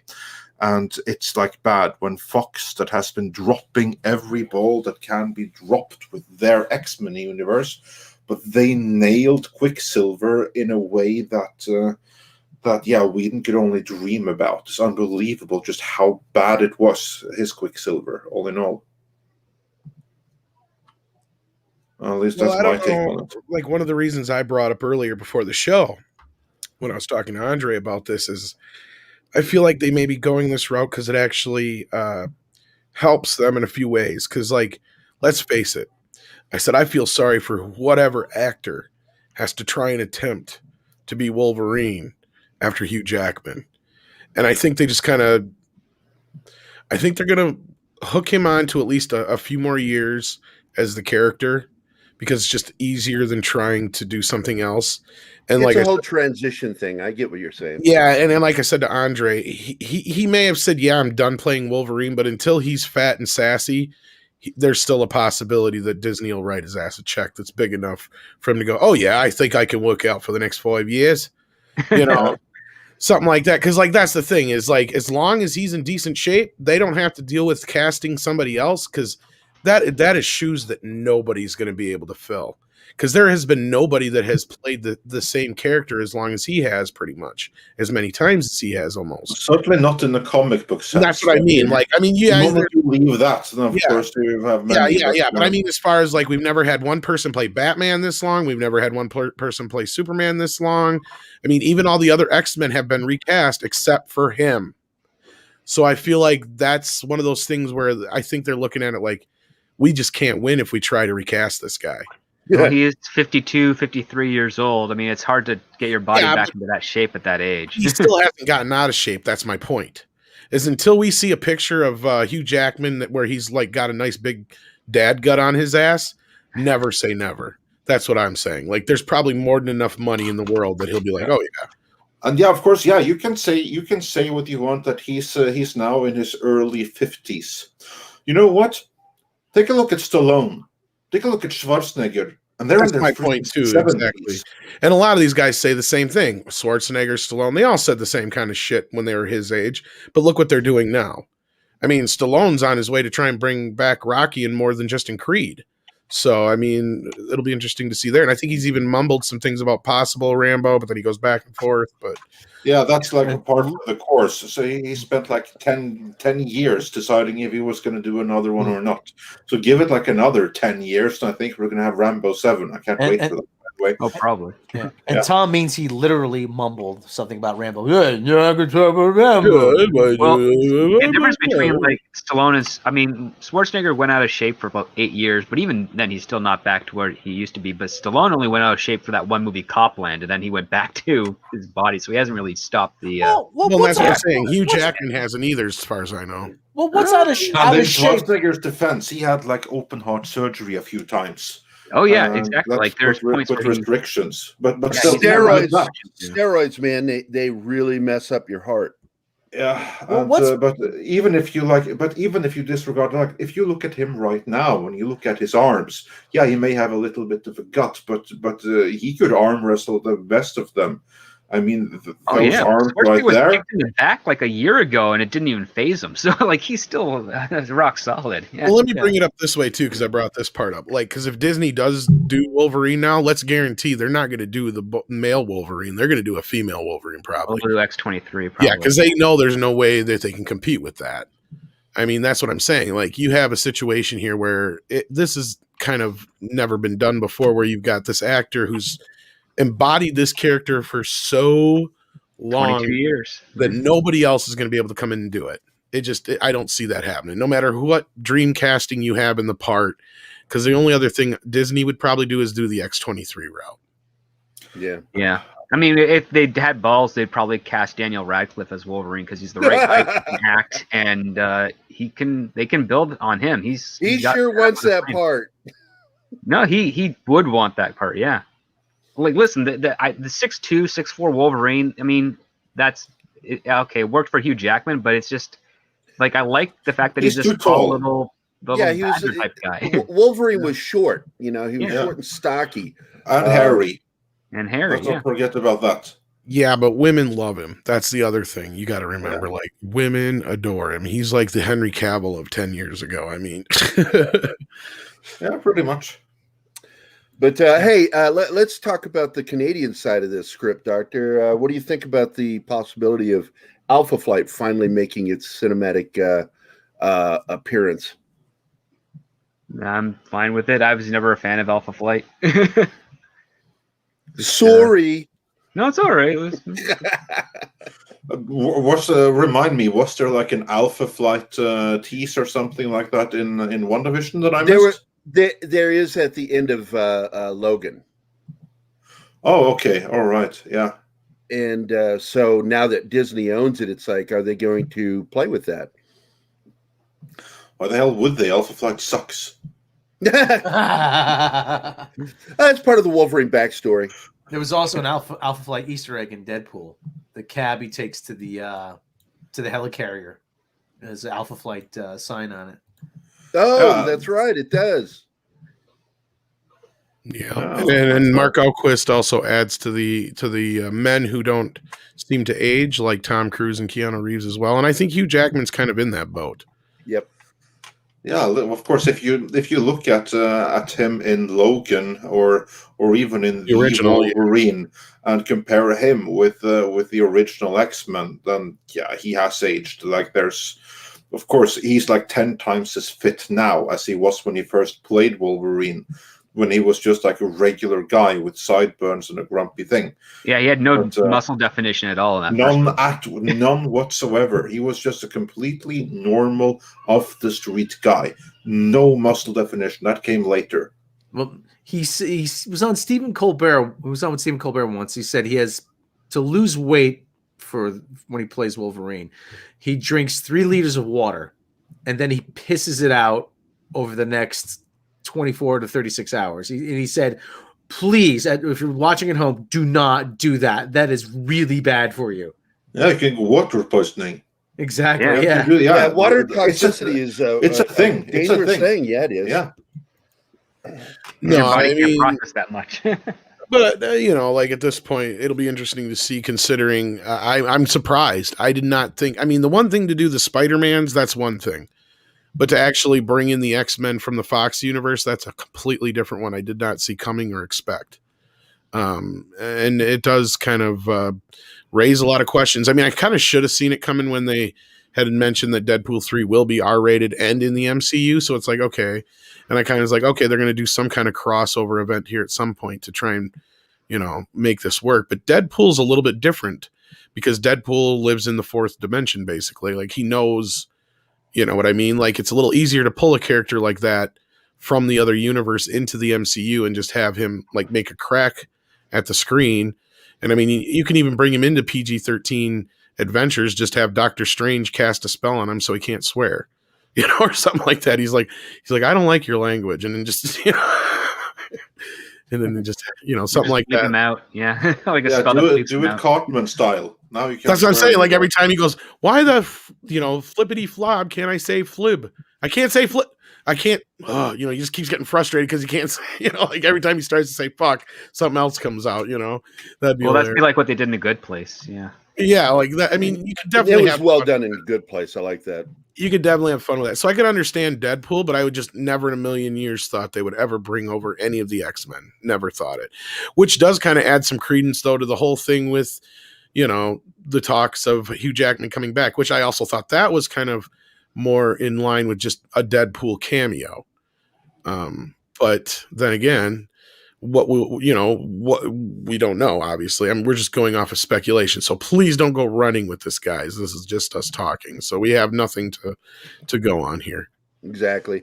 Going back to episode 5, we do have something that is alluded to, which is Monica Rambeau and her potential powers. Yeah, which we talked a little bit about earlier. I don't know if that was before you got in here, Gary. Yes, it was before I got in here because I think she's always had them, but now like Script and I think Lorena was saying that they don't think she got them until just after she came out. Yeah, when she came out, all of a sudden they couldn't do a scan of her. It turned up blank, and I think that has the way she acted. Yeah, see the way she acted though seems like she's already knew that's the way it was going to be.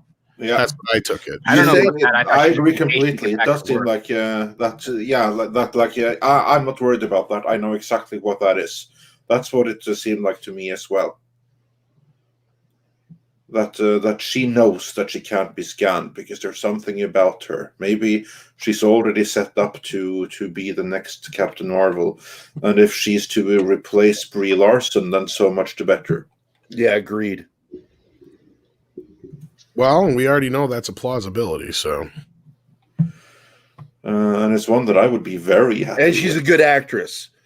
Yeah. She's very good. Yeah, unlike Lashana Lynch, who played her mother. Of course, that could also be like Brie Larson's fault, because I did not like the mother character at all, but very much of that was because I'd been told in advance that the friendship between her and Brie Larson is so amazing, and they're two strong women that don't need no man, and they're so good friends, and I did not believe that for 1 second when I saw the movie.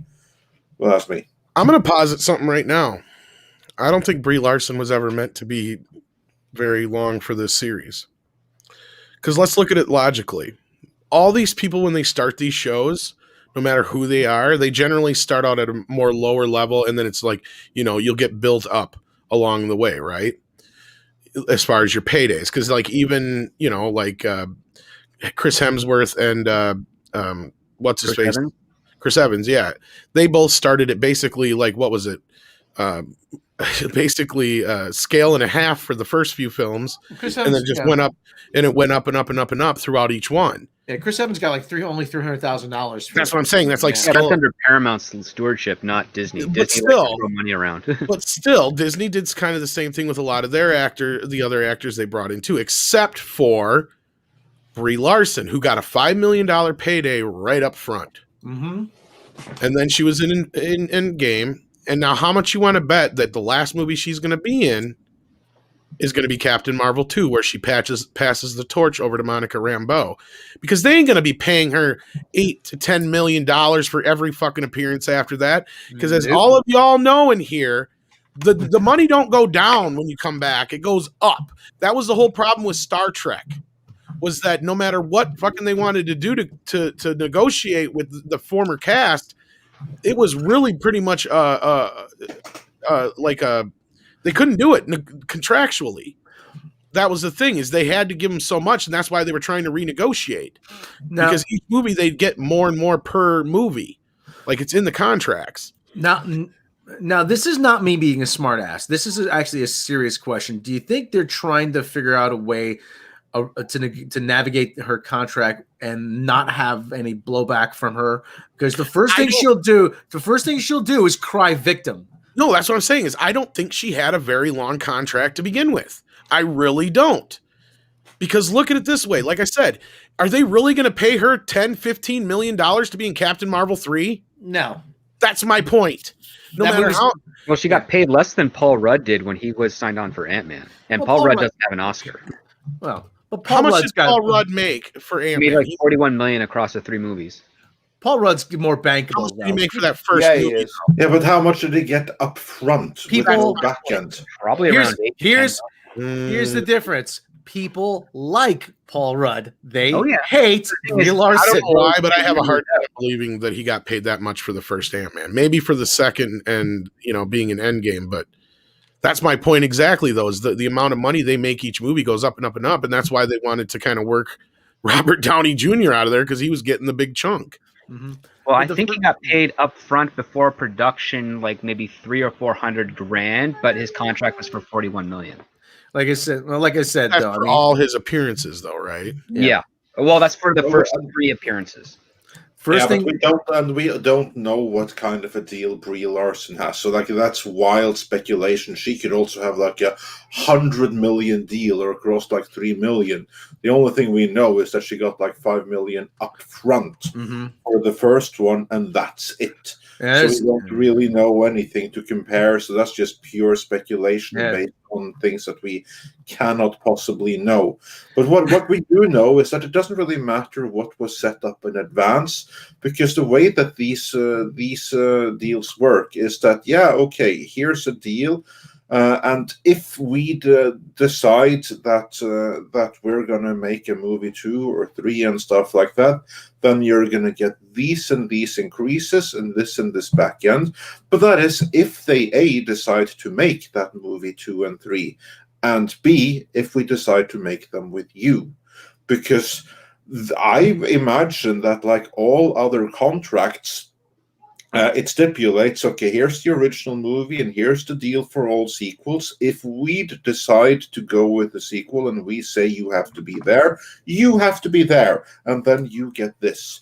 But if we decide you don't have to be there, then that original, then the deal for the first movie, that's all you get. Looking that up, that $41 million is his accumulated for 2018 and 19. But he got $8 million for Endgame. But the other thing too is, like you said, $5 million up front for Brie Larson. Like, don't you think there's a reason why that you haven't heard? Okay, Captain Marvel 2 was announced, okay, but at the same time, she's been deliberately keeping herself out of the public eye, but she's also been trying to rehab her image. Chris Hemsworth is actually the highest paid Avenger. Well, deservedly so, because hey, listen, he has broad appeal. But I figuratively and because also outside of Samuel Jackson, he's probably made the most appearances, though. Yeah, but the other thing too is, like you said, Brie Larson. They're trying. I got a feeling Kevin Feige is having some serious buyer's remorse, and we've all talked about that when it comes to Brie Larson. That's fine, because he simply doesn't have to use her again. That's as simple as that. But he also has to figure out how does he get wiggle out of that without having her cry victim and making the whole company look bad. That's what Andre is saying. She's under contract. That's no problem at all. She is under contract. She will have signed any kind of NDA and non-disparagement, so that's nothing to wiggle out of. Right. That's really, really simple. Script, back me up here. All they have to do is say that, you know what, we have decided to write you out in this movie, and you're done after that. You're going to cry about it, but we're going to sue the shit out of you, and you'll never work in this town again. She can't do shit. Okay. Now, they need to use the original Captain Marvel death of how Captain Marvel got cancer in the comics. seeing it, and give her character throat cancer so she can't. The only legal recourse I could see she would have in any way, shape, or form is that if they turned around and recast the character or something like that on her. No, they can do that. There's no legal recourse. Can they still do that without her doing anything with the contract, though? They can. Absolutely. I guarantee you there is nothing in the contract that gives them any kind of, or that gives her any kind of right that she must be Captain Marvel for something. No, not at all. It doesn't work like that. Those deals, they are all extremely unilateral in that sense. Studio has all rights. Depends on it. Now, that's not totally true, Andre. And the reason I bring it up is because there are pay or play contracts, and that it all depends on how it's. That's something else. That's something else. Yes, Yeah, you can have a pay or play. That's the whole reason why Marlon Wayans and Jesus, I just forgot his name. The guy who plays Lando Calrissian. Jesus Christ, Billy D. Williams. Billy D. Williams got paid for Batman because they were contracted, even though they weren't used. Yeah, and that's fine, but then they have been like, but yeah. So that was then you have to, part. yeah, That's then you have to pay them, but still you can't do it. It's not like that he can't.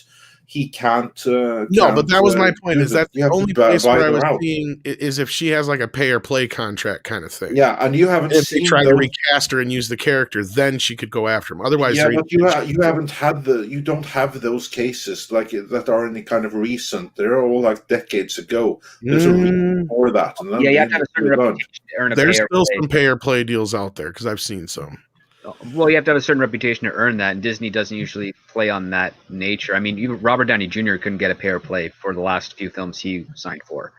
But the other part you have to ask was the $5 million solely for Captain Marvel, or was it for Captain Marvel plus 2 appearances? And in which case that, or if it's a contract for $5 million for 2 films, like 2 features, and then 2 appearances. It all depends on how it's probably part. It all depends on how it's worded in the contract, is what I was getting at. Yeah, exactly. But I assure you that they have not locked themselves in any kind of contract where they're stuck with her and they can't get rid of her and they have to find some way to please her so she won't disparage them. This is not a Kathleen Kennedy situation. Far, far from it. Well, that I know, and that's not what I'm arguing at all. I was just saying, like, of all like the hundreds of millions of things that they could do, like that's the only recourse I could see she could have, and that's if she has like a pay or play deal and they try to recast it on her. But that's like, that's not. Yeah, if she'd have to be paid, but she can't complain or anything. If she does, then she can be sued, and the blowback will mean she'll never work in Hollywood again. The other thing too is they are Twitter. Every studio is deathly afraid of.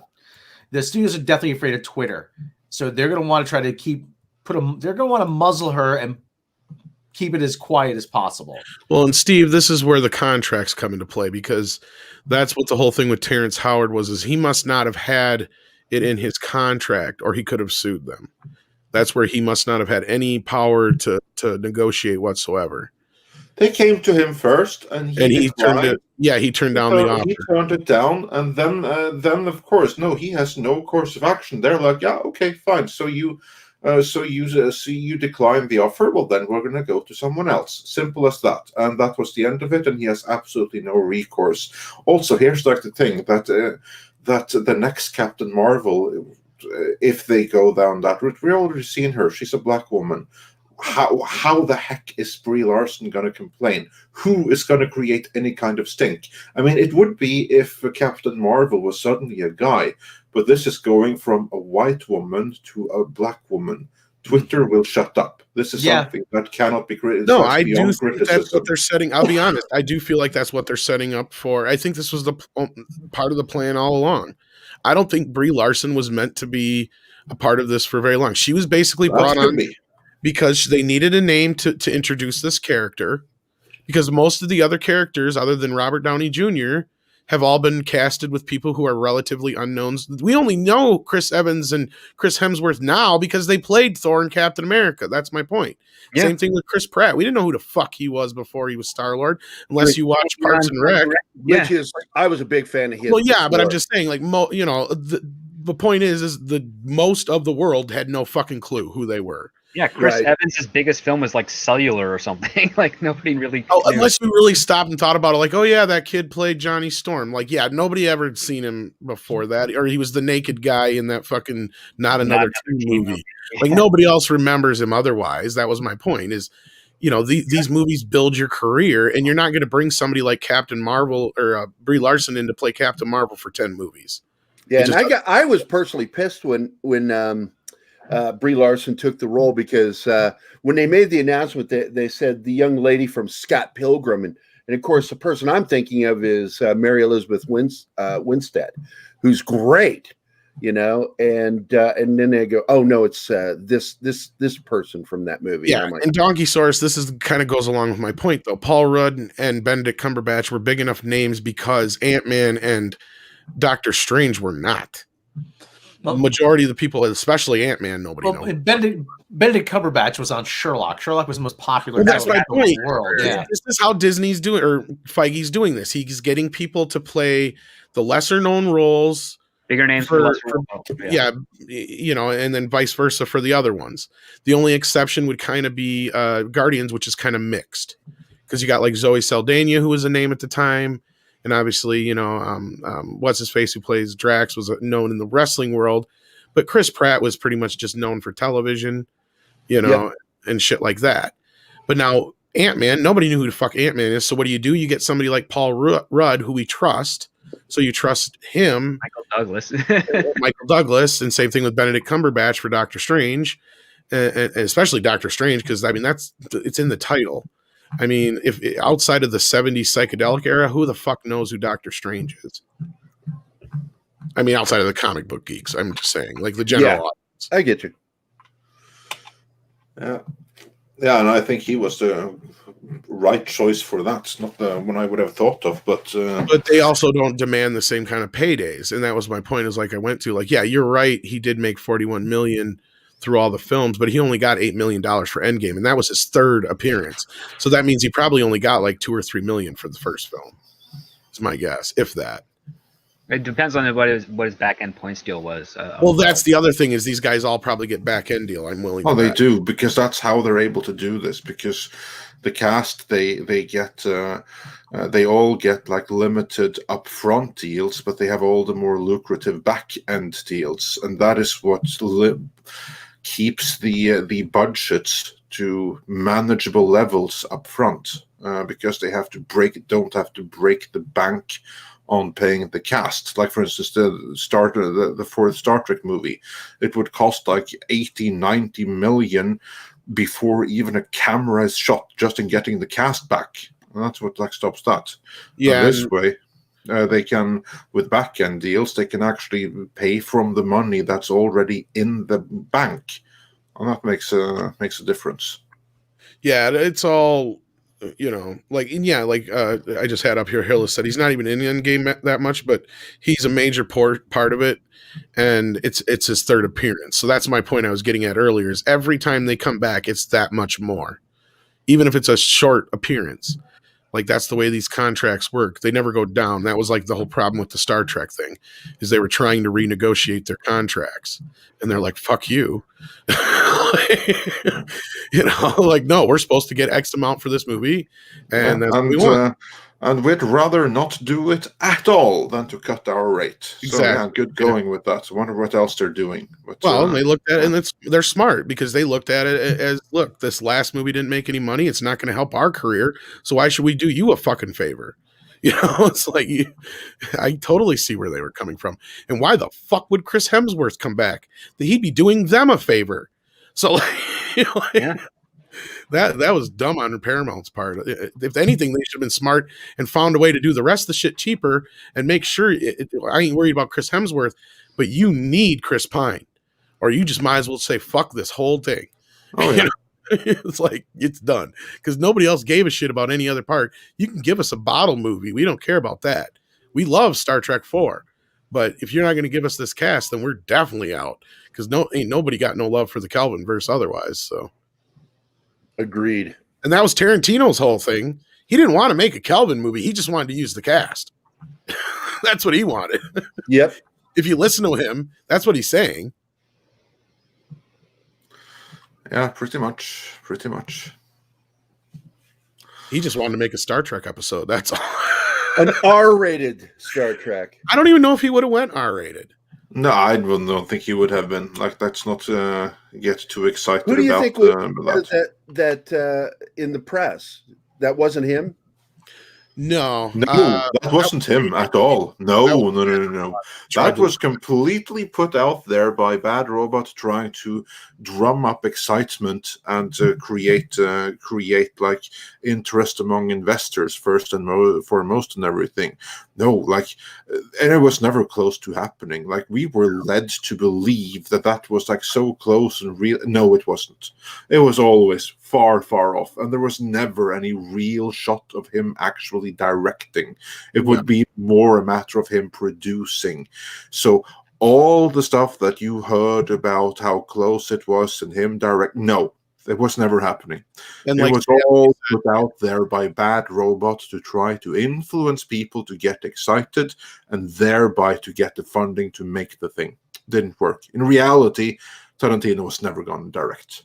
No, he was never going to direct it, but Stanley is right. It was never going to be rated R. No, I think he would have respected the material because he knew what he was doing. He would have known what he would have been doing if he would have tried to make an R-rated Star Trek and how that wouldn't fly. Because he's not dumb. I can guarantee you what he would say about Discovery. Because we already know how he feels about the other movies. Because we've played the clip a few times, but it's glorious. Because he basically throws JJ under the bus completely. But yeah, he's like basically like, yeah, I want to do this, but I don't understand this Coven thing. And JJ's like, nobody understands it. I don't understand it. You know, it's like, so he's basically saying that JJ has no clue what he's doing in so many words. And JJ is also saying that never mind continuity and what we did before, just screw it. Doesn't matter as long as we get this thing made. So that's exactly what he said. He's like, if you want it to happen the way it happened in the series, fine, you can do that. Just make this fucking movie for me. I guarantee it was JJ on his fucking knees because he's like thinking, what can I do to get some money? Well, Quentin Tarantino, definitely. You know, that would be the one thing. When Paramount's like, well, we ain't got no fucking money, so you better go find some. That's what happened. Yeah, no, really, it's exactly like that. So, like, everything you heard about, it was all fake. It was all lies. It was never real. Yep. I mean, it was never happening. Not the way you thought. That was the thing, and they had a writer working on it, but it never got anywhere past that because they didn't get no money. Yeah. Fishing expeditions, as it's called. Yeah, it was all one big fishing expedition, but the ones being fished were investors by way of deceiving the audience to create some level of excitement for investors to latch onto. Yeah, and this was right after Paramount lost all their Chinese investors too, mind you. Yeah, so that's all it was. That's all it was there. But all right. Sorry, that was a long. Yeah. We have a couple of more super chats that I want to go through, so we are caught up with that.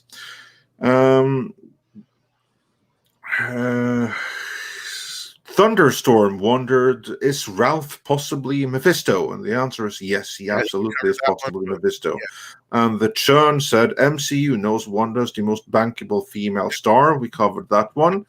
And then Brian Benowitz sent us 2 super chats back to back, one for $5 and the other for 10. So thank you so much for that. And he says, one of 2. I was wondering what the purpose of the dog, because it comes and goes so quickly.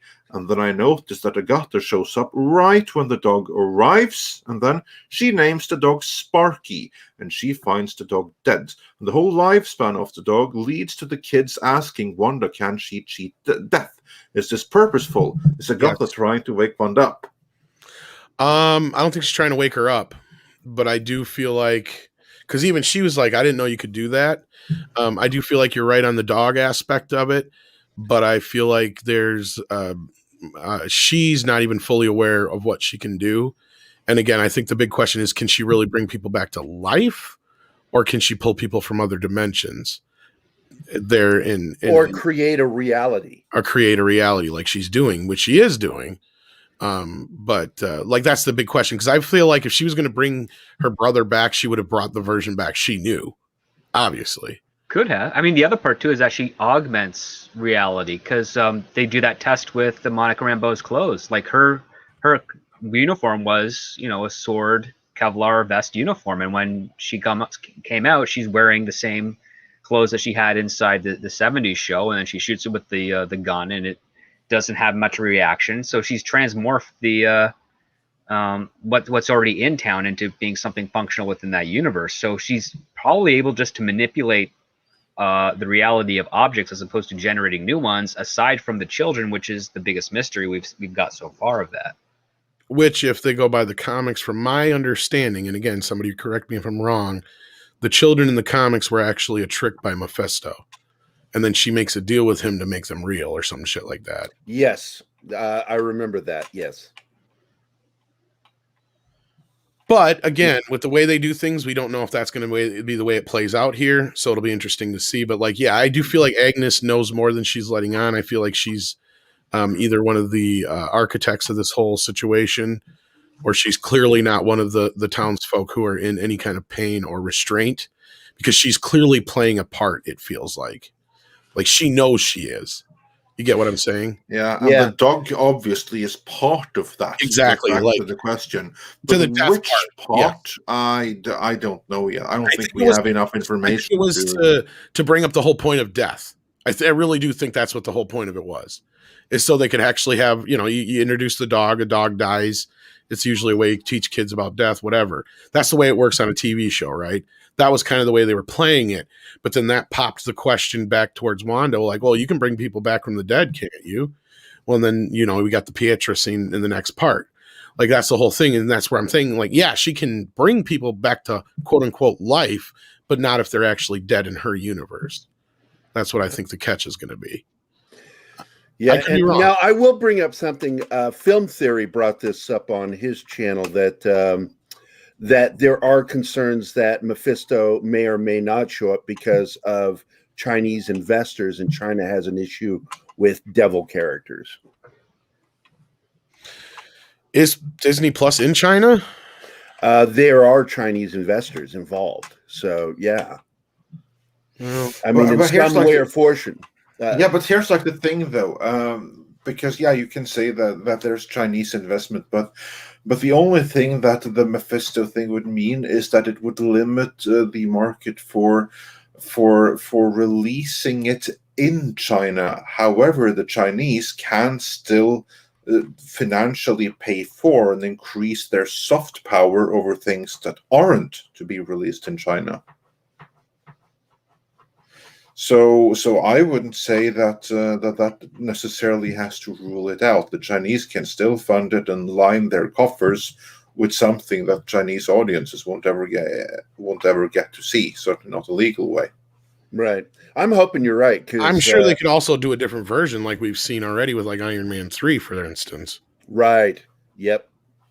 They shoot additional scenes just for China. Yeah. Well, and if they do a version, let's just say for the sake of argument that Mephisto is in this, whatever version, they may just go, like you said, and not even bother going to the whole devil aspect of it. Because there is a story of Mephisto where you could just kind of say, oh, we're just stealing the character idea. But is the character supposed to be the actual devil in the Marvel Universe, though? That's my question, I guess. Because if that's the case, as long as they just avoid any devil iconography or actually calling them the devil, they can simply cut something like that out, like a line. But as long as the character doesn't look like the standard devil character, I don't think they'll have a problem. Or as long as he doesn't look like a devil character that they will recognize in China. That's what I'm saying. Like, anything where you would actually reference or depict. Like, and you can get away with it and around it in so many different ways. Like, that's the point. It's like, So it's just like the kiss in fucking Star Wars. Right. Yeah. So there's ways around that, but the Chinese own and rule everything, and get used to it, because that's not getting any better. I don't want to get used to it, Andre. Tough luck. I, for one, love our Chinese overlords if they're listening. Yeah, and we wish them welcome because otherwise we'll be punished. So. Yeah, just pull that Kent Brockman thing and then throw China in over top of the ants. Oh shit. Okay, so here we go. This is a good one to kick off with. We're getting back into some super chats here. Rocky Desert Flower points out that it's too late for no devil symbolism, as the shield symbol is an upside down cross. Sword That's is the sword. but they they could either argue, oh, it's a sword, or Yeah, how do you get away from it looking like a crucifix? It's a sword. exactly. They can just say that. Like, and there's ways they can get around shit real easy, and computer effects real quick. You can change something too if you have to. So there's always that. Yeah. And moving on from there, Sonic Stance says for $5, thank you so much, the old versions won't come back. How could they even bring in the Foxmen? That franchise has more continuity errors than a DC book. Yeah, this is true. It's funny you say that, because that's what I was saying before the show to Andre. Go figure, we now have the Foxman Quicksilver. Mm-hmm. We do. They brought in one from the Foxverse. Oh, they can mix and match, and they can make that work. It's just, I hope they just don't bring everybody back, because it's... Well, we talked about that earlier. It's like it would be nice to have them in there just sort of to mix in, but then bring in new characters, you know, and don't just rely on the Fox crew. Yeah, I don't think they're going to rely on them very much, but I do think that they're going to mix. That they're going to mix and match. I absolutely think that sounds very plausible. Well, it's a way of bringing fans. It's all about the fans. That Quicksilver, he's one of the fan favorites, isn't he? So like bringing I was just going to him over. That's why I also brought up Hugh Jackman and a few of the others. I do think that's what they'll end up doing. Well, which fan favorites are there that people really responded to? It's obviously Quicksilver. Quicksilver had the music scenes of him super speeding around. That's what people really liked, and they have attached themselves to the character. He was the only bit of the last two films that anybody cared for. Yeah. Well, yeah, like he's saving everybody to Annie Lennox. I mean, come on, like it's pretty. That's one of the best scenes ever put to film. I have to say. Yeah. I mean, like that one scene was better than any one scene that Marvel ever put out. Yeah, I agree. And I think that's what they'll do. And again, like I said, that's one of their easiest ways to get out of recasting a lot of some of these bigger characters, because then they can bring back Fassbender and McAvoy. Yeah. I mean, that's not a problem. Yeah, that's what I think too, that if they get those two back, like if you get back Fassbender and get back McAvoy, then you basically brought back the fan favorites right there, because outside of those three, how many other fan favorites are there? I mean, people didn't really bitch about him. They didn't bitch about him, but he was just there. No, like I have a feeling, like I do have a feeling though that they may kind of continue on with a lot of those younger X-Men, and we will get Hugh Jackman Wolverine for a few more movies, and then as far as we'll get like Ian McKellen in this, but we won't have him for the other stuff. You know what I'm saying? Like he'll pop into this, but then we'll get the other version for the latter. Let's not forget though that Ian McKellen and Patrick Stewart were also fan favorites, even though they were old. That's what I'm saying. Like, they'll use them for special things, but like that's the older cast. They probably, I mean, we may even get what's her face, the original Jean Grey. Johnson. Oh, I don't think they will after her surgery. Oh my God. Oh really? Ooh. Oh yeah. I agree. Oh my God. Yeah. No, they really should. I can tell you. It's horrifying. Go look it up right now. Go Google it. Oh my God. I probably don't want to. So I'll take the word for it. No, you don't. Like. Okay, let me rewind and do that. Well, at least this way they can bring back Halle Berry. Not that anybody really gave a shit about that, but no, we didn't care. But she's always we love her. She's welcome. Yes, she's very welcome. I didn't hate her casting. She was one of those. Okay, I mean, even though everybody wanted what's her face who played Angela. Bassett. Bassett. Yeah. She's more comic, true to the comic character. Yes. Yeah. Oh my God! I'm not even going to think that script. Jesus. I'm looking he wrote something in the private chat that I'm not going to say out loud. Well, basically, we just have to look at the... Oh my God, you're so right, script doctor.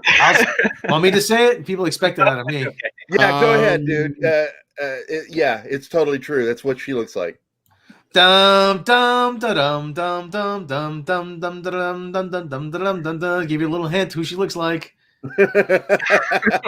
That's the Olympic music. If nobody gets it, like it, I don't care. Caitlyn Jenner. You guys know I don't mind rubbing people the wrong way. She's brave and stunning, so there you go. Yeah, there you go. That's what Famke Janssen look like right now. Like she and Caitlyn Jenner could be recent sisters, let's say. Yeah. Now imagine that Caitlyn Jenner as Phoenix. That just makes me. That just seeing Famke Janssen look like that just makes me sad now. I'm like, oh, she could have just grown. She could have just aged gracefully, but no.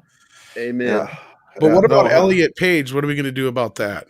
I keep saying Elliot Page's quote unquote wife woke up one morning and said, "Wait a minute. If he's identifying as a man, that means I'm straight now. Oh fuck!" Well, I do believe that they are getting divorced. Yeah, they did. They filed for originally back. I'm thinking, Rob, even though you're goofing around, you're probably not wrong. No, you probably are not wrong. No, you're probably more right than you think. I saw a comedian one time. Wasn't me. This wasn't my joke, but I saw a comedian say one time, I don't know why people are against gay marriage, because you know what comes after gay marriage? Gay divorce court. Hell yes. I think how hysterical that'll be. That was Dennis. I think that was Dennis Miller that said that. He said, talk about some great TV watching. Well, we never got it yet, so because it's coming. The divorce rate probably among gay people is probably pretty low. Anyway, because people who actually get to marry for happiness, think about it. It says, as another Carlos Mencia said one time, gay people, you don't realize how good you have it. Don't you wish you could say to your wife or girlfriend, hey, I love to get married, but you know what? Can't. It's the law. It's the law. Yeah, can't marry you. I don't know. That was my kind of. I was half kidding, but half being truthful, though. Benzo. I don't know if they would have Elliot return as Kitty Pryde. Not the fan favorite. Not a fan favorite. Really, people didn't really care much. You even got the road cut, for fuck's sake, out of that whole ordeal. Yeah, so that's very, very easy to get out of that. No now problem there's a name though. What's her face's Rogue was always kind of a fan favorite in a way. Yeah, but I do believe that she has aged out of it. But yeah, get her back. I mean, like with the white hair and everything, she's like age proof for a few more years. Yeah, and that is a character that even my wife has said, would be a good one to use to kill Captain Marvel. Yeah, I was just going to bring that up, Gary. Yeah, bring her ass back. I read your mind. I would never have loved her more. A fucking men. Marry me, woman. So, do we still have an audience after the Caitlyn Jenner joke? Oh yeah, we do. Our audience love that kind of stuff. Let's see, Anna Paquin's 38, so she's still an okay age. She's not that old. Well, she was pretty young when she started. That was the whole thing. She was 18. Yeah. 17, 18, yeah. Yeah, there you go. So she's not too bad. But anyway, we have a few more super chats to go through. Oilers Workshop says for $4.99. Actress that played X-23 in Logan is 16 now. He will hand it off to her, as this is the way the comics went same time Thor became Jane Foster. And yeah, we actually spoke about this before the show as well, didn't we, Tom? Yeah, before this episode, literally up until this episode of WandaVision, I was under the impression that we would never see a Hugh Jackman back outside of maybe a cameo in Deadpool 3. And I thought for sure, knowing Disney, and I don't blame them on this, like it's kind of a no-win scenario. So what can you do to kind of circumvent this whole thing of recasting Wolverine? You do X-23. And it's a win-win for Disney. They get a big character who's a female. I mean, X-23, doesn't get as much blowback as characters like Riri Williams and all that kind of thing. I was going to say things like those kind of character swaps. So I was pretty convinced that up until this point, that's probably the route they were going to go. They still could.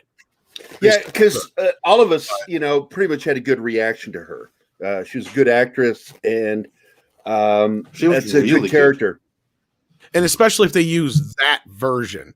Yep. Like if you find a way to integrate that whole thing into, and you actually have, Wolverine in this version and we know where it's going to end up. And then at some point you just kind of bring her in. We already know kind of thing. So you don't have to really give a big explanation. Yeah. Because we know she's the daughter of the real, the clone daughter, or whatever you want to call it. Exactly. Moving on from there, Marshmallow says, doesn't the same apply for Robert Downey Jr. as Iron Man? I'm a little bit unsure of exactly when this super chat was sent. Is it referring to like keeping Marvel on life support because he'll bring in a draw?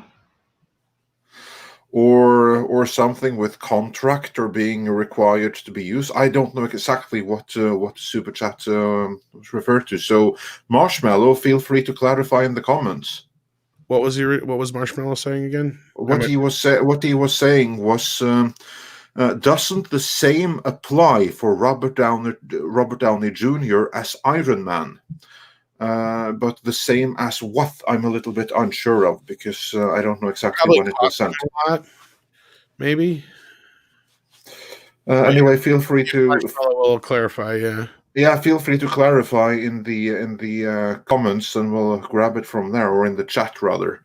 And meanwhile, while we wait for that clarification, Hugh Jackman being the longest running actor playing Wolverine. Yeah, we talked about that earlier. He's held it for 20 years. Robert Downey Jr. He's only been doing it for just over 10 though. Yeah, no, exactly, because Iron Man came out in 2008, while X-Men was. RDJ do? Because RDJ did almost as neck and neck with appearances as the Appearance-wise, yes, yeah. Yeah, that it does. But so yeah, Hugh Jackman was Wolverine 8 years before Robert Downey Jr. was Iron Man. 80 years. Yeah. He said 8, but yeah, it sounded like 80. That happens when he 8. does. This is funny because when Andre will record his dialogue sometimes for his scripts, like I know what he meant and he's saying it, but I'm like, Andre, it sounds like you're saying this, so sometimes you'll have to re-record. Have to rephrase stuff because it just comes off the wrong way. Yeah, and he's not meaning to, and he's saying it. It's just the way it comes out because of his accent or whatever. Yeah. Yeah, and the microphone and stuff like that. In the room, it probably sounds okay. Probably, I like to tell myself. But anyway, yeah. For the number of years that is between 7 and 9, that's how much longer Hugh Jackman has played Wolverine. So he's still number one. If you take away what the last, he just played him again, Logan, in 18. So yeah, no, I was gonna say you could even take away because he wasn't in the last 2 X-Men movies, but then again he did Logan. So yeah, you take that away, then he still hasn't been. So it's gonna be a few more years. Wolverine. Before, all the extra ones he did besides. So yeah, it's gonna be a few more years before he's overtaken. And given that Tony Stark is kind of like dead, then. But I still have a feeling we'll see him again. I'm not sure on that. I mean, honestly he hope makes he an won't. appearance in of course, Deadpool 2, even though it's archival footage. It's still Logan is in Deadpool 2, so. We've had him for 18 years on screen. That one shot for that, though, I thought? Or am I wrong? I don't think so. No, I don't think so. Okay. Well, then I'm sure they'll get him for Deadpool 3 because they've been leading up to it for so damn long. And those two are like best fiends online. It's awesome to watch those two fuck with each other. Yeah. Yeah. Who doesn't want a Deadpool and Wolverine movie, though? Come on. I'd actually take a Deadpool and Spider-Man movie over that. Yeah, but that's likely of happening at some point. But yeah, I see your point. Anyway, moving on. The Festman 93 says, for £5 Brie is going to be in a High Republic movie. Well, we shall see. I don't think it's going to be a High Republic movie. That's cute. But but maybe in the she'll appear in the Acolyte, the Leslie Headland series, which apparently is going to tie into the High Republic. You think that's going to happen? That's cute. I really don't believe it will. I think Favreau drew the line, and Kennedy and her crew are losing. I don't think they're not Yeah. wrong though. I think a lot of these characters in the High Republic are kind of precasted. Because you look at certain ones, and then obviously Avar Kriss could be Brie Larson, no problem. They clearly made the one character who looks like Matthew McConaughey on purpose. Don't think they wouldn't try to get Matthew McConaughey to play the part, or someone who looks like a young Matthew McConaughey. Then there's that one actress who is the host of the High Republic TV show. She looks an awful lot like that other character that's there, and she does cosplays and stuff. So don't think they didn't bring her into this without thinking about that. And I feel like I feel like this is what happened with the whole High Republic. They were high on themselves, thinking this was going to be the next big thing in Star Wars, until Mandalorian sucked all the air out of the room. And so then Bob and shit's like, okay, we can give this High Republic a shot, but only as comic books and stuff like that for right now. And if it proves to be successful, then we'll talk about a live action or what have you. And of course it tanked. Well, yeah, it hasn't even, it's been failure on liftoff. It's DOA. It sold thousands. Yeah, right. I'm talking about, in a world where millions get sold, they were excited over thousands. Well, technically, they could say more accurately they sold hundreds, almost reaching thousands. Didn't Cyberfrog sell more technically than High Republic? Yeah. Just a little bit. Even if you combine all the High Republics. Donkeysaurus Rex, exactly. Don't get high on your own supply. But we went way off topic here now. Next super chat. Yeah. It's like this show is done by ADD people. Yeah. It is, isn't it? Looks like it. Anyway, Super Blubber Puss says for $5, thank you so much. Shatner and Nimoy were both paid $6 million for Star Trek V. That is why the effects and movie suffered. Wouldn't really surprise me. Or do shares. There's union issues. There was lack of support behind the studio when they were making the film. Their budget was also cut in the midst of production as well. There's supposed to be a rock monster that Kirk faced off that they couldn't do because they couldn't get one manufactured. There were some strikes going on. William Shatner faced a lot of issues getting that movie made. The fact that we even got what we did get is miraculous, given a lot of the troubles that he faced during that time. And there was no real support to help him out on that. And even Nimoy couldn't help him out as much as he wanted to. Yeah, well, part of the problem was one of the producers on the show, I forget his name offhand right now, Keith knows it, but Shatner put too much trust in this guy, and Nimoy even warned him not to. Yeah. And that's where a lot of his problems started. Yeah, a lot of money mismanagement, and also the politics going on in Hollywood at that time was not helping the production either. No, and it didn't help later when Gene Roddenberry disowned it. He didn't.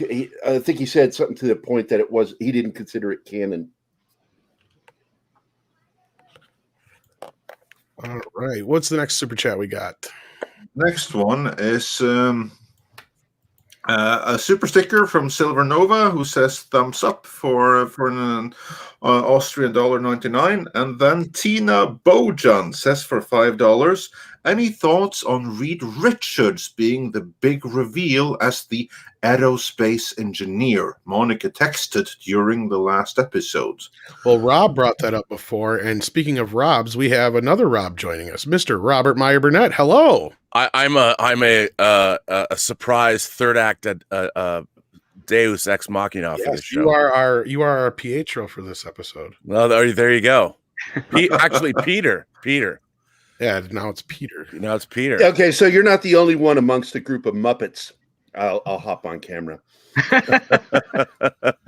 By the way, Keith and I, because we do Pop Culture Minefield, we're huge fans of your show, Robert. Oh, thank you very much. That's very nice of you to say. You're most kind. Yeah, both of us are older than you. What's in the background behind you, over your shoulder? The Star Trek. What is that? It's a screensaver on my TV. If I'm not watching the TV, I got Star Trek screensaver going all the time. That's the way everybody should be. Amen. I'm friends with Fanzine, and whenever I'm on his show, he always puts the Star Trek screensaver, so we match. Is that on like a Fire Stick or something, or? Oh, I thought you were talking about my The penis. screensaver on your TV. Is that like a fire? Is that on the fire stick? Terrible, terrible. STD. Hi-yo! It burns when I pee, Doc. No, it's that's just my Roku TV. Okay. Thing. By the way, hello, Andre. I haven't seen you in a while. Yes, it's Yeah, been a while. greetings. How's it going? It's going. It's going. It's going. You good. two should be doing a show regularly. Me and Andre. Yeah. Andre and I should say that's bad grammar. Andre and I. Well, we try. Well- try. I'm getting Well, bombarded. I would love to do a show like my breakfast with Andre. Well, That would be Oh, yeah. actually. we've been trying to get him on the morning show, but he works for Or my lunch with Andre. a little show You on know? 30 in the morning he works on, so he's busy. But like, yeah, no, I'm sorry. Yeah, I'm I'd be, Robert, third person now, but I'd be all for a like he's not here. I mean, Where we just No. have some like philosophical debate show or something. as Fractal is reminding me, I get bombarded by questions almost daily, Robert, about Bond. So We got hopefully, to get back to Bond. Where are we? Are we at Thunderball yet? We're at Thunderball. I think that's the next one we're at. Yes, No, Yeah. you guys did We did- Thunderball already. So you only live twice. Then Okay. we're only twice. Yep. twice. Yes, that's where we're at. Twice is the only way to live. And hopefully, the we get outline. that sooner than later. But yeah, Which version is better, the original or the remake? Thunderball. Yeah. You know what? Never say never again. The Michel Legrand score is just so bad. Yeah. And it's although Klaus Maria Brandauer and Kim Basinger and Barbara Carrera are good, but the movie's not the best. No. Rob. It did not age well, unlike No. Sean Connery. God rest his soul. But yeah, so hopefully we'll get back on the Bond reviews very soon. Cool. And you have Johnny English in it. Just have to say that. Oh, yeah, that's true. He's in it. It No, does. as I've been telling people, Robert has actually been very busy working on Tango Shalom and some other projects and things like that. So that has gotten in the way, of course. But Although I'm getting to the end of that, now Tango Shalom is out in the wild. We won awards in Montreal this week. that's Oh, right. congratulations. Wow. We Yeah, won Best congrats. Comedy and Best Actor. It's awesome. So yeah, it's So- not like we're not trying, guys. It's not like Robert and I have been like not talking or anything like that. As you can see, he's here. It's just Well, I apologize. no. I get bombarded constantly. You had no idea. They love the Bond reviews, man. I love listening to your opinion because for somebody, I have to say one of the fun things about YouTube is watching. I like watching reaction videos. I think I don't know if I said it on the stream before, but there's nothing like watching teenage girls seeing The Exorcist for the first time. Right? Because there's a scene in The Exorcist that they all like. I want to go in and make a reaction of this one particular scene in The Exorcist, if you know the film, and it's a scene where it stops everybody cold, especially because we don't have transgressive moments in cinema like that anymore. I mean, everybody's so used to real violence is so flippant nowadays, but when you see something that's profoundly disturbing, especially if you're a girl, because of The Exorcist, the scene in question, to watch them freak out. But I like to, there was a friend of mine sent me a reaction video. Some girl watched Raiders of the Lost Ark for the first time. And you forget, as imagination connoisseurs, our whole lives, we've already seen all of this stuff. And there's a whole new generation of people that are coming up and they've never seen these things before. And when they watch Close Encounters or they watch Raiders or they watch Alien for the first time, these things that are cornerstone foundational films for all of us, to watch that they still have power for a younger generation that's never seen them before, a jaded, social media drenched generation of people, to watch them respond favorably to these great foundational films or pieces of media is actually very inspiring. And you realize that great film transcends the time in which it was made up to a point. Yeah, I think, as you proved, Tom, that the Bond films can be dated. Going back and watching Dr. No, I think Dr. No has fallen off the precipice of being able to not seem like an old movie. Right. Yeah. And one of the funny things. Oh, I'm sorry. No, I was just going to say, some of the people who've actually been asking about it, I think part of the reason they're so antsy is there is a portion of people who I've discovered now that are following along. They've never seen them either. So Right. so like as you were saying, that's a great point, because I think that's why they're like, I want to keep going, so like that's a good thing, and that's exactly going to the point you were just saying. But as you were saying, Gary, Well, because I raised my daughter by myself, and so she got a really good education. Yeah. When it comes to film and such, and she's my favorite critic to listen to when she's talking about something. And Star Trek, she loves the movies, but I couldn't get her to watch the TV shows. She just was like, "Oh, I'm not interested in this." Original TOS, couldn't get her to watch classic Star Trek, but she loved Spock and Kirk. She's aware of Spock and Kirk, loves Spock and Kirk, but not the TV version, the movie versions. You haven't been able to entice her to go back and watch? Not yet. I mean, she's 21 this year, and so I'm hoping eventually I can get her to watch. She grew up with Hollywood people around her all the time too. William Sanderson from Blade Runner is like an uncle to her. Dale Dye is like her grandfather. Really? Because I work in film and stuff and comics, and so she's been around celebrities her whole life. Robert, Gary Kissel's his last name. May have heard of him. He works. Yes, I have. Yes, I worked for IDD, Code Word Geronimo. I worked on Iron Sky. Yeah.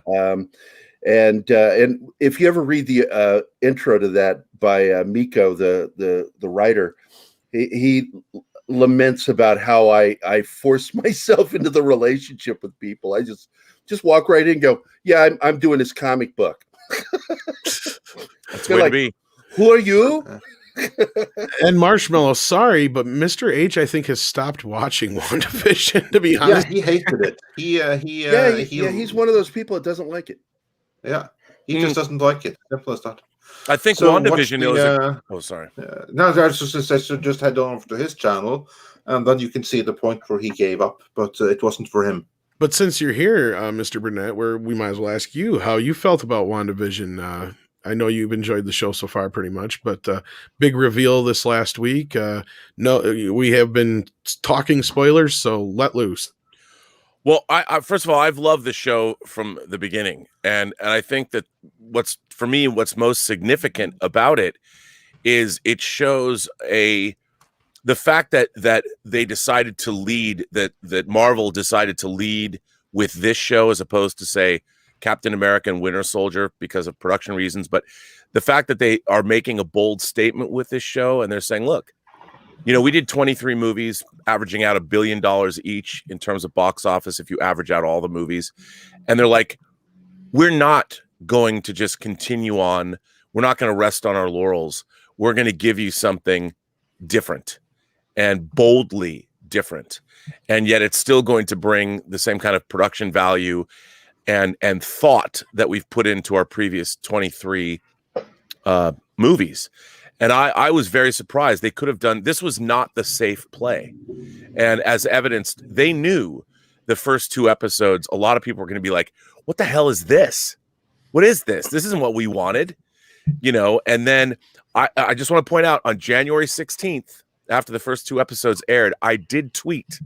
I said, all you naysayers, by the end of episode 5, you're all going to be saying, holy shit. And you're not going to be able to wait a week for the next episode. Now, I didn't know anything. I was completely guessing. But that guess was based on the fact that whether you love the Marvel Cinematic Universe or not, you have to appreciate how well thought out it is. And sometimes things work better than others. Obviously, Captain Marvel is not everyone's favorite movie. I actually enjoyed Captain Marvel for what it was. But look, when you watch Infinity War and Endgame together, it is kind of I'll give you a groaner. It's a marvel that it exists at all. All of those characters, all of those costumes, all of the emotion that they elicit from the audience. And I think that this show, I think WandaVision is in a way one of the most methodically planned and well thought out, whether you believe in the vision or not, I mean the vision of the show, whether you believe in it, you have to look at that and go, we have real authorship here. We have real, they set out to do something, and I think they're nailing doing exactly what they wanted to do with the show. And, this particular episode 5, it starts out like when Catherine Hahn comes in and she comes in and stops and says, "Oh, would you like me to take that back? You know, should I go back to one? You know, which is a film movie making term. Yeah, take it from the top." And then you're looking at Vision trying to like, wait, what just happened? And it was so well done the way they're playing with, and now they can jump between Wanda's reality in Westview and the real world and all that. It's like being on a roller coaster where you've been taken up to the top of the first hill, and now we're right at the peak, and I would expect that episodes 6, 7, 8, 9 are the hill that we're going to plunge. Well, it's a series of exposition. The show is exposition. It's building up and feeding you all kinds of information from all kinds of directions. They're doing it in a slow burn fashion. And, one of the big complaints I've heard is that it's a slow burn. I'm like, well, that's what good television is. Well, I mean, the slow burn usually has like some heat under it, and the heat wavers from time to time in those first 3 episodes. Like the 4th episode really picks it up and makes that slow burn feel well. Well, but I think that has more to do with editing than anything else. Well, the problem I keep saying that I have is that I've seen it is well thought out, but I've seen some of these elements done better in something like, say, Life on Mars. In that you have the dream world and then you have the real world intruding upon that world. Kind of like when Sam was in the coma. Sam, we're trying to bring you out. When he would get a phone call, or we see a billboard, or we see, and that he didn't do a very good job of setting up the whole premise of the series. I mean, we were talking about it before, that it seems to be written out of order. In that the last couple episodes seem like they should really be the beginning of this series. And that it would have been more effective that, if we seen more hints towards, we've seen more like, okay, is this the world? Okay. And then we got this clear thing. Okay, this is what's going on. I understand, like you said, it's a slow burn and they want to do a big reveal, but at the same time, I think it'd been more effective if they took a different approach to it. But see, that's more of you want something that's more traditional that you've seen before. What you're just saying, like, I like it better, Life on Mars, or so. I think what I find fascinating about this show. You're talking about the British Life on Mars, yeah, or yes, which is a great show. Well, I mean, I love that show. But if you think about it, this show is both a sequel and a prequel to like 10 different movies. Yeah. And there's what's amazing about it is, like, a show like Life on Mars only had to deal with itself, but this is dealing with material going all the way back to Age of Ultron, and even before that, because you've got characters from Ant-Man and Thor: The Dark World and Thor, and not only that, we never even saw what it was like for people to be reconstituted after the snapping, after the end of Endgame. This is also a prequel to Spider-Man Far From Home, in that where J. Jonah Jameson's appearance had to have been a direct result of whatever's going on this show. Then you've got a Captain Marvel, a character that we last saw as a little girl is now grown up, and she's part of the Marvel universe. I mean, there's so many plates in the air, and if I suspect that ultimately this show is going to end badly. I don't mean badly like it's going to be a bad ending. Yeah, it's just not going to be a happy ending. It's not going to be a happy ending because ultimately you're dealing with unbelievable grief, and I think that the way that they've slowly been, because it's not, they've never done a psychological character. You're taking basically Wanda Maximoff, who is a minor character. This is her.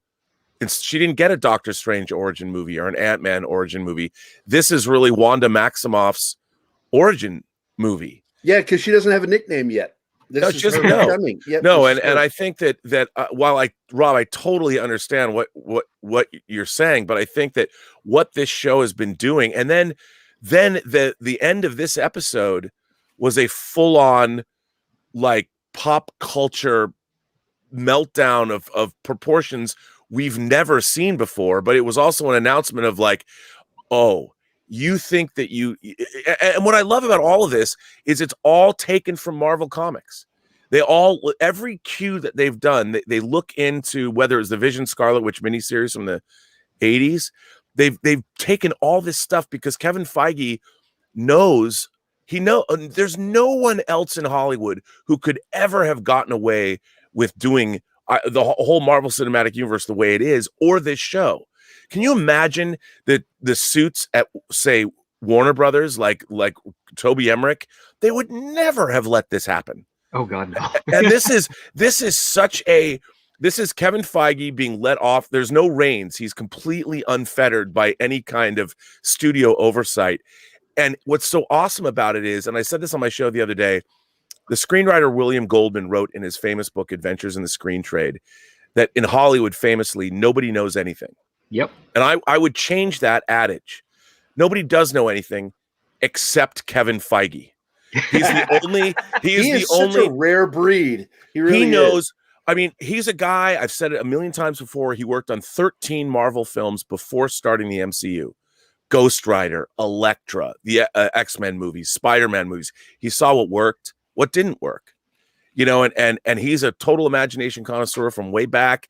He worked for Richard Donner, and he was on the sets of the X-Men movies, and he knows exactly. He's like, if we're adapting Marvel Comics, then let's look to Marvel Comics that they've already told these great stories. All we have to do is figure out we have decades of awesome stories that we can look at and go, he's not afraid. He doesn't have to be like, well, I didn't come up with the idea of Winter Soldier, so we're not going to use it. He's like, no, Ed Brubaker's run on Winter Soldier, we're not going to adapt it exactly, but there's enough there that we're going to bring back Bucky, and we're going to do that. We're going to do the Winter Soldier because it's good. It's already there. And then Kevin Feige's like, I'm not going to go find some A-list director. I'm going to go make these directors A-list. I like your episode of Community. Or James Gunn, you made 2 movies. I loved Slither. I loved Super. They're $3 million films. I want you to come direct my $150 million franchise film, and I want your crazy sensibility to be in it. He already believed the Guardians of the Galaxy could work. Do you remember when that first trailer's coming out? People are like, what the hell is this? Well, you know who knew? Kevin Feige knew.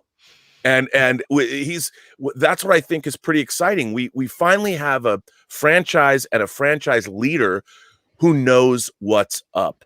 And I wish that Star Trek and Doctor Who and Star Wars and all of these people all these franchises had somebody. And by the way, I'm not saying that everything that he does is perfect, but the balls that he's not just juggling 3 balls with WandaVision, he's juggling 50 balls. And he's basically put his entire franchise, this is now the next thing. And it's expected to honor 23 movies and all the characters and plot lines. And it's insane. It's insane. I think, Rob, by the time we get to the end of the show, you're going to be like, all right, he won me over. Well, you just more eloquently said what I said before with exposition, because that's what this series is. Yeah, well, I remember reading the Vision and Scarlet Witch miniseries from the 80s, and strangely enough, I was out after 4 issues. Like, I've seen enough. Just I didn't want to see the Vision cutting the grass and mowing the lawn. Just the idea of them in enjoying domestic tranquility. That was an attempt early on for meta humor, you know, and. But it's true. The show, and Feige is sort of like, he sort of reminds me of Bruce Lee, and how Bruce Lee took the best of other things and created Jeet Kune Do. Feige was trained under Avi Arad and Donner, and took all these lessons from them and removed being a complete asshole from it. He surgically removed Avi Arad from his influence. That's and, which is why Avi Arad hates it. Well, I always say I always bring up a lot of sports analogies. Who often makes the best coaches? Not the superstar athletes, but the guys who never play. The guys who sit on the bench and they watch everything and they take notes of what works, what doesn't work. And then they take that and they apply it to coaching. And then those are guys a lot of times that are not afraid to take the chances, like Pat Riley. Pat Riley was a good player, but he sat the bench a lot. He learned what worked, what didn't work. And then when the Lakers needed a coach, he stepped up. I'll do it. Okay, I'll do it. Yeah. No, and that's Well, I would say and that I was just going to say that's kind of a good analogy as to how I think Kevin Feige works. And I got to disagree a little bit with Annabelle here on this. Yeah, he got lucky to a point, but also no, because not all the Marvel movies are safe and by the numbers. Almost every one of them is different in some way. And you look at things like Guardians of the Galaxy and stuff like that; those are complete risks. Think Well, about it's how a massive risk, especially with Guardians of the Galaxy, because they're basically, you have a raccoon headlining a movie of weird space creatures from a really weird off-kilter director that no other major studio was ever going to hire. No. But Kevin Feige, he did it, and it paid off Feige is a risk taker. There's no Yeah, question. he is a risk taker. It's a measured risk. It's a measured Look, risk. they led But with it's a risk Iron taker. Man. yeah. They Yeah. led with Iron well, that's Man. Paramount's And, choice too. and I think, when people say that, they're like, look, they're still making movies based on Marvel Comics. What kind of risks would you have them take? Are they supposed to be R-rated films that have explicit sex in them? no, I mean, Demon what- and Bottle would have been a good risk that they People- weren't allowed to take. Yeah, I mean, what's interesting to me is the Marvel universe is what it is, and what they're trying to do is build a populist entertainment that's 4-quadrant, meaning families you can watch it if you're a kid, Mhm. you can watch it if you're a teenager, you can watch it if you're a young adult or a parent, and they're creating grand pop entertainment for everybody, for the masses, and the fact that people are still coming back. Mhm. After 23 movies in a decade, no one has ever done anything like this. And I think that, the fact that you have a villain that snapped away half the universe, Right. And that's how the movie ended. Let's not forget that. What an ending. You're right. And like, who would have thought that when I first started watching these movies, I was like, how are they going to convince me that Iron Man, if you go back and you watch the first Iron Man, it's a really good but almost intimate story of a man coming to terms with his conscience. Mhm. And there's no apocalyptic universal. It's one guy fighting another guy for the control of his company. Yep. Basically. I was about to say that. Yeah. Yeah. And you watch it's really good.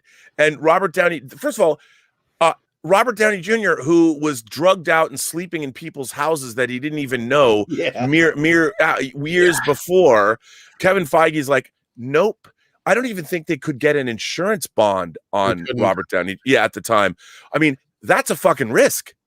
And to start your franchise out on that, and then to find out that was Feige going, nope. I believe in Robert Downey Jr. just like he believed in the Russo brothers or believed in James Gunn. I mean, the risks that he's taken are, from a business standpoint, are enormous. Well, and he sat back and he saw movies like, he didn't sit back. He was part of them. Everything from Blade to the X-Men to the Spider-Man films, he was there. So he was, like Rob was saying before, kind of, not necessarily sitting on the bench. He wasn't the producer. He wasn't the guy in charge. And you know what he also did that he doesn't get credit for? Mr. Burnett, you mentioned that, I want some wine, come to think of it. I'm drinking some. But you guys are so grown up. Hey, let me tell you, Rob. My father drank 2 glasses of wine every night with dinner, lived to the ripe old age of 91. So yeah. It is good for you. It really Absolutely. is. But anyway, as I was saying, because Mr. Burnett, you mentioned earlier before the sip of wine, that how risky is it supposed to be? Like, it's Marvel, it's not hard R or anything. I beg to differ, because here's the thing: there is actually one movie that Kevin Feige was consulted on where he gave notes that was very, very hard R, and that would be Punisher Warzone. Right. His fingerprints are in that movie. Like, one of the highlights in it that wasn't in the script from the director, or that Lionsgate approved of, because that came later, was towards the very end there, where you have like the lights go out, and you have like the neon lights and the church from the church and everything. It basically says like the Punisher saves. That's one of the things that he contributed to that movie. Now, you can say what you want about it, but even when something is hard R, that's something that Kevin Feige is going to have his hands on. Same with Venom. Part of the reason why that movie worked is because Kevin Feige was a shadow consultant behind the scenes, and he gave some really good notes that they actually listened to that time after having ignored his advice completely in The Amazing Spider-Man 2, when he also gave advice that we learned in Soniac would have completely saved that movie. Right. No, you're absolutely right. And I think that's what I mean. And I don't mean like that they can't have R-rated material. I mean, you could have made WandaVision go hard R if you wanted to. I mean, look, the idea that I used to joke. I'm like, there's no way, like when I was doing Collider Heroes, I'd tell John Schnepp, I'm like, there's no way they're ever going to have a situation where Wanda is in bed with Vision and somehow they conceive kids. Like, if you really think about it, like, that's never going to happen. Cut to, I mean, you have one of your main characters having sex with a robot and conceives children. I mean, however that works, even though it's her sorcerer powers, it's still she's jumping into bed with Vision because they've managed to make us care about Vision, and the kids aren't going, "Mommy, is it possible? Like, how can she make babies with the Vision?" You know, they're getting away with that, and the fact that that's amazing to me. I thought 5 years ago there's no way they're going to go that direction, and they are.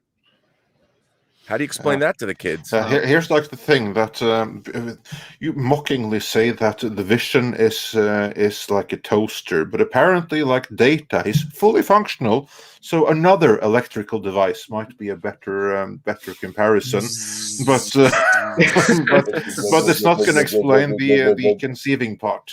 Mommy, Vision's the same color as that lightsaber in your drawer. Yeah.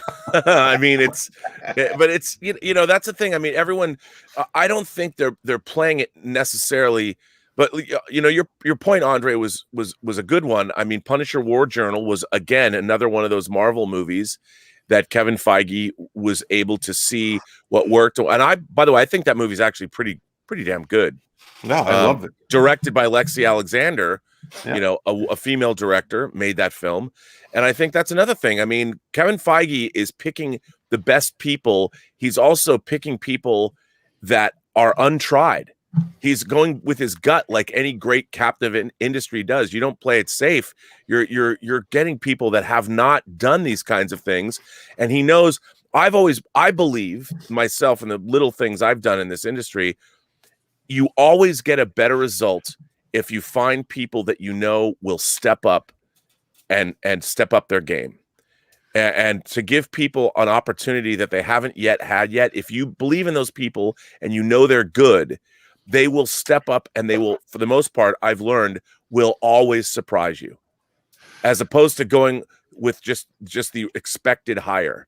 You give people a chance to step up into whatever position they haven't yet made it into, but you believe as a leader that they can do it, like Kevin Feige does. You're going to come up with results that surpass what anybody might have expected. And that's what he does.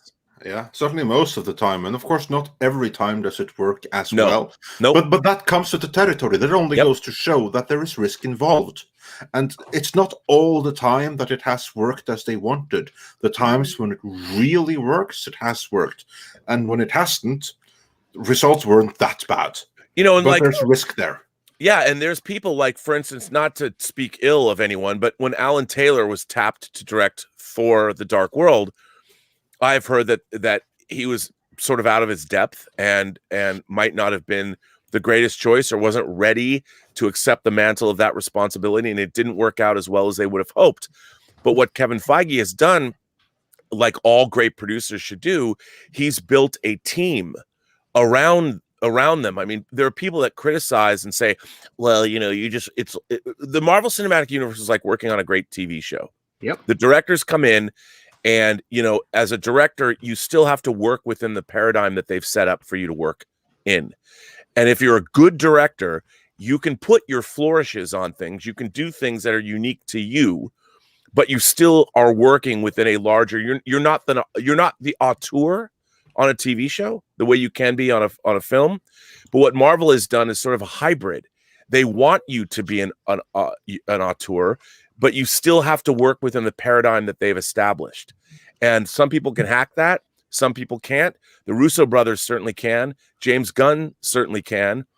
For a couple of, a movie and a half, Joss Whedon did with the Avengers, but obviously ran up against the apparatus on Age of Ultron, which is a movie, by the way, that gets better as the years go by. But I think that they've got something really unique going. So Kevin Feige knows, because there's a safety net, he can make those gutsy choices. And if they don't work out as well as he would have hoped, there's a net to catch the films. But that net had to be created. That net wasn't always there. Nope, you're absolutely right. There is the risk. And you even see, like, in the first few movies, there were, like, it wasn't perfection. It was like some hit and miss there. You saw, like, yeah, they knocked it out of the park with Iron Man. But that's a miracle, because that movie was a complete mess behind the scenes. It was being written as they were shooting it, yeah. Exactly, and then you have the Incredible Hulk, which was okay apart from the casting of Edward Norton, because Kevin Feige, he wanted Mark Ruffalo the whole time.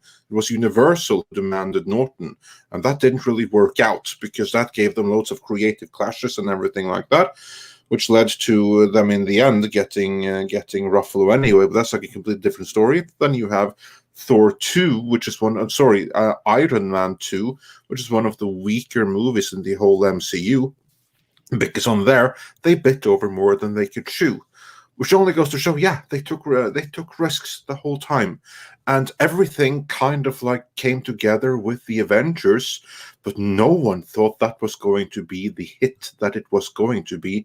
Before it came out, it completely rocked the industry to its core, and no one saw that coming, because that is how long it took for the strategy and everything to pay off.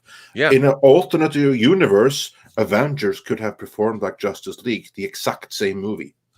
You know what's funny though? I remember sitting in the theater watching that opening night, and I didn't go to. I had preview tickets. I didn't want to go to a preview screening. I wanted to go see it with a public audience. And I remember, like, halfway through the movie, watching this, I was so wildly entertained. And as a lifelong Marvel Comics reader, I was thinking to myself, I can't believe I'm actually watching this. Like, I can't believe, that famous shot when the camera swirls around all the Avengers, when the Iron Man lands and you see all of them. They use it in every trailer. When it got to that point in the movie, I'm just like, I can't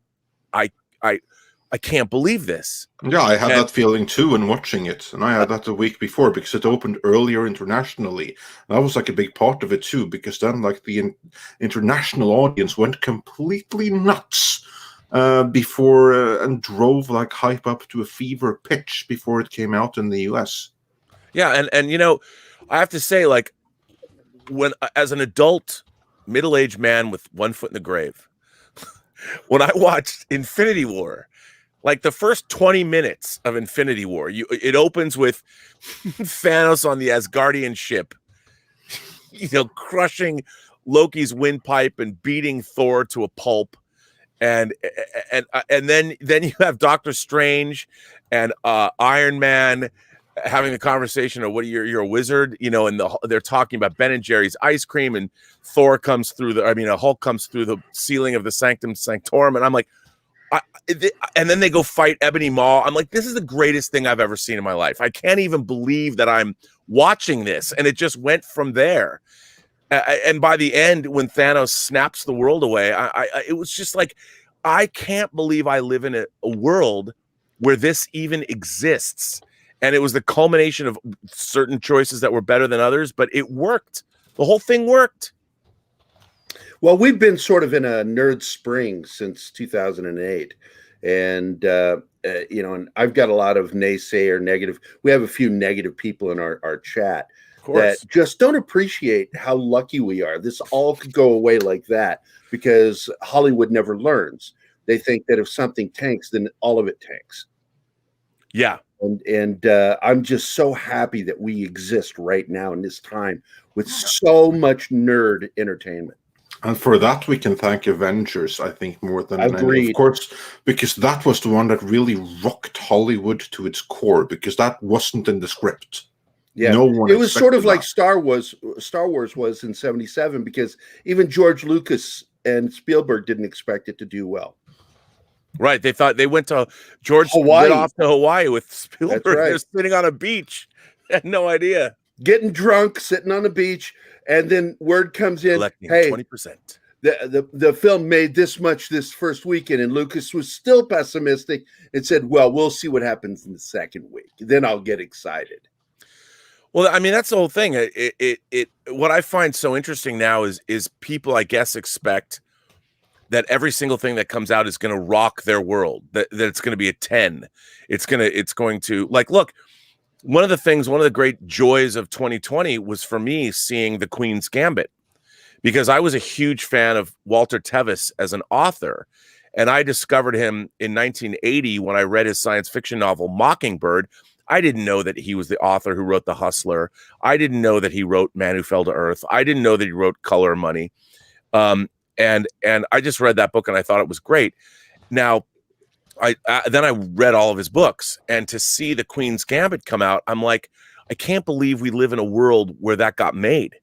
Yeah. And it was, made by Scott Frank, who had made Godless for Netflix.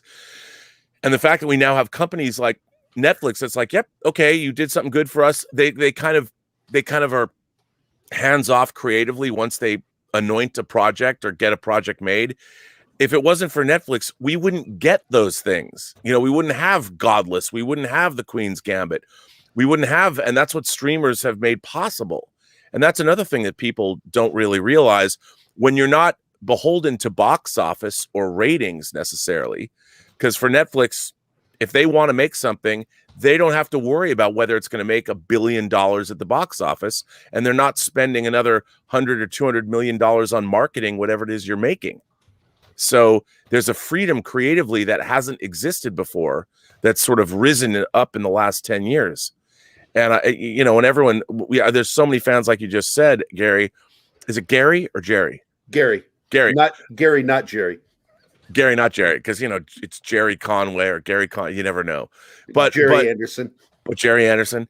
I love Jerry Anderson. Me too. I have a whole wall of Eagle transporters. I'm getting more. I was just watching his UFO to get back on a normal sleeping schedule. I binged the first 8 episodes. One of my favorite things ever. See it there? Oh, is that the Mattel? No, that is handmade by my buddy Brian. Wow. He's a prop builder, and he made that for me as a birthday gift. That is very nice. But yeah, so I just think we live in a time, and people, you can't sit there and expect everybody to understand that. But we do live in amazing times. And I just think it's so funny that everybody thinks that everything has to be a home run. Like sometimes you can get things that are a double or a triple that are still pretty good, and it's cool to have them. I mean, of course, that's because we are old enough to remember the time when it wasn't like this. But you don't have to be much younger than us to have grown up in the world where there was a new Star Wars every 3 months when the new Marvel movie came out. Oh yeah, those of us that are older remember what it was like to starve for nerd stuff. Yeah, I remember, like, I'm old enough to remember when the first X-Men movie came out, especially in Norway. I was like thinking, holy crap, this movie is actually going to theaters. It's not going straight to DVD like everything else. That was like my first shock, because I fully expected X-Men to go straight to VHS, actually, just like the Phantom before it. But no, that was like the first thing, and beyond that, like, I couldn't believe it, from like the starved 90s to the glory that was to come. Yeah. Amen. But again, you have to, I think but when you grow up in a world where perceptions are completely different, when you grow up in a world where that's the norm, that there's a new Marvel movie every single month, and each one generally is better than the previous one. We have some exceptions, but generally they all rock the world. Of course, you're going to come to expect that. Yeah. I mean, that's why I said I like watching Avengers. I couldn't believe what I was watching. Yeah. Andre, what do you say we get to some of these super chats? Yes, let's do that because we have a few super chats here. And Tom, you said you didn't get to. No, I didn't get any a of chance them to get yet? any of them yet. No. Okay. Then I'm no longer capable of bringing them up on screen, so sorry about that. But we have Hills Mallory that says for $5, I believe that Agnes, Agatha Harkness, is trying to do something to help Wanda get past whatever is doing this and have her break out of the hex. Yeah, that certainly could be. She is a very intriguing character, isn't she? And Rocky Desert Flower says for $5, too late for no devil symbolism, as the shield symbol is an upside down cross. This was in reference to what we said about China earlier. Roger Haynes sent a thumbs up super sticker, so thanks for that. And Sonic Stans said for $5, imagine if the commercial in episode 6 is for the fake Ben and Jerry flavors mentioned in Infinity War. Don't we deserve a Hulk and Burn and Fudge? Don't count it out. That would be hilarious, and I think that Ben and Jerry's should be cool enough to actually make that. They probably were planning on it. I wouldn't be surprised.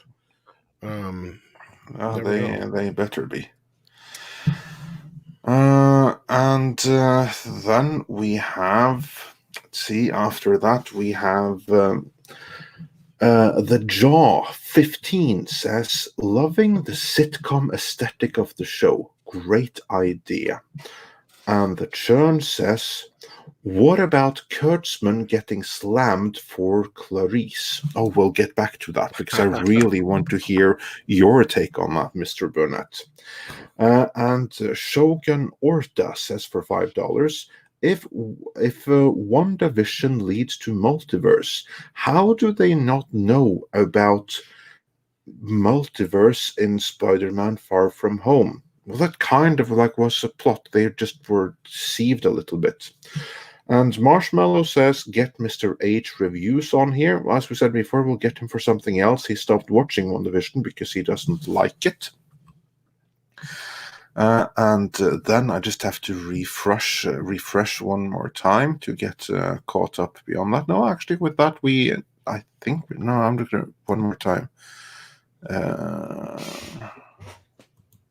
Yes, exactly. We have, and then we have Mr. Tickletrunk, who says for $10 Canadian, Robert Meyer Burnett is totally right about Feige. Guardians of the Galaxy was Marvel so secure they said, come at me, DC. And Howard the Duck was them pulling it out and wiggling it at DC, saying, I can do anything. But you know what's really funny? If they went back, and I wouldn't put this past them, if they went back to Steve Gerber's original Howard the Duck comics and adapted them, that would be a great show. As a matter of fact, you could do a more relevant Howard the Duck. It would be even more relevant than what that comic book was doing back in the 70s. And it would work. It would work. Because, you know, the problem with the Howard the Duck movie that George Lucas produced is it wasn't really Howard the Duck. They didn't want to go there. They kidified it. They Disneyfied. The ironic thing is they Disneyfied Howard the Duck for their Howard the Duck movie, when really Howard the Duck should have been an R-rated political social satire and gone for the jugular. And the perfect person to make that movie is James Gunn. I don't know if they'll do it, but it'd be pretty amazing because they could just go right back to those comics. Yeah, we were just saying that the other night, weren't we? Yeah, that would have been pretty sweet.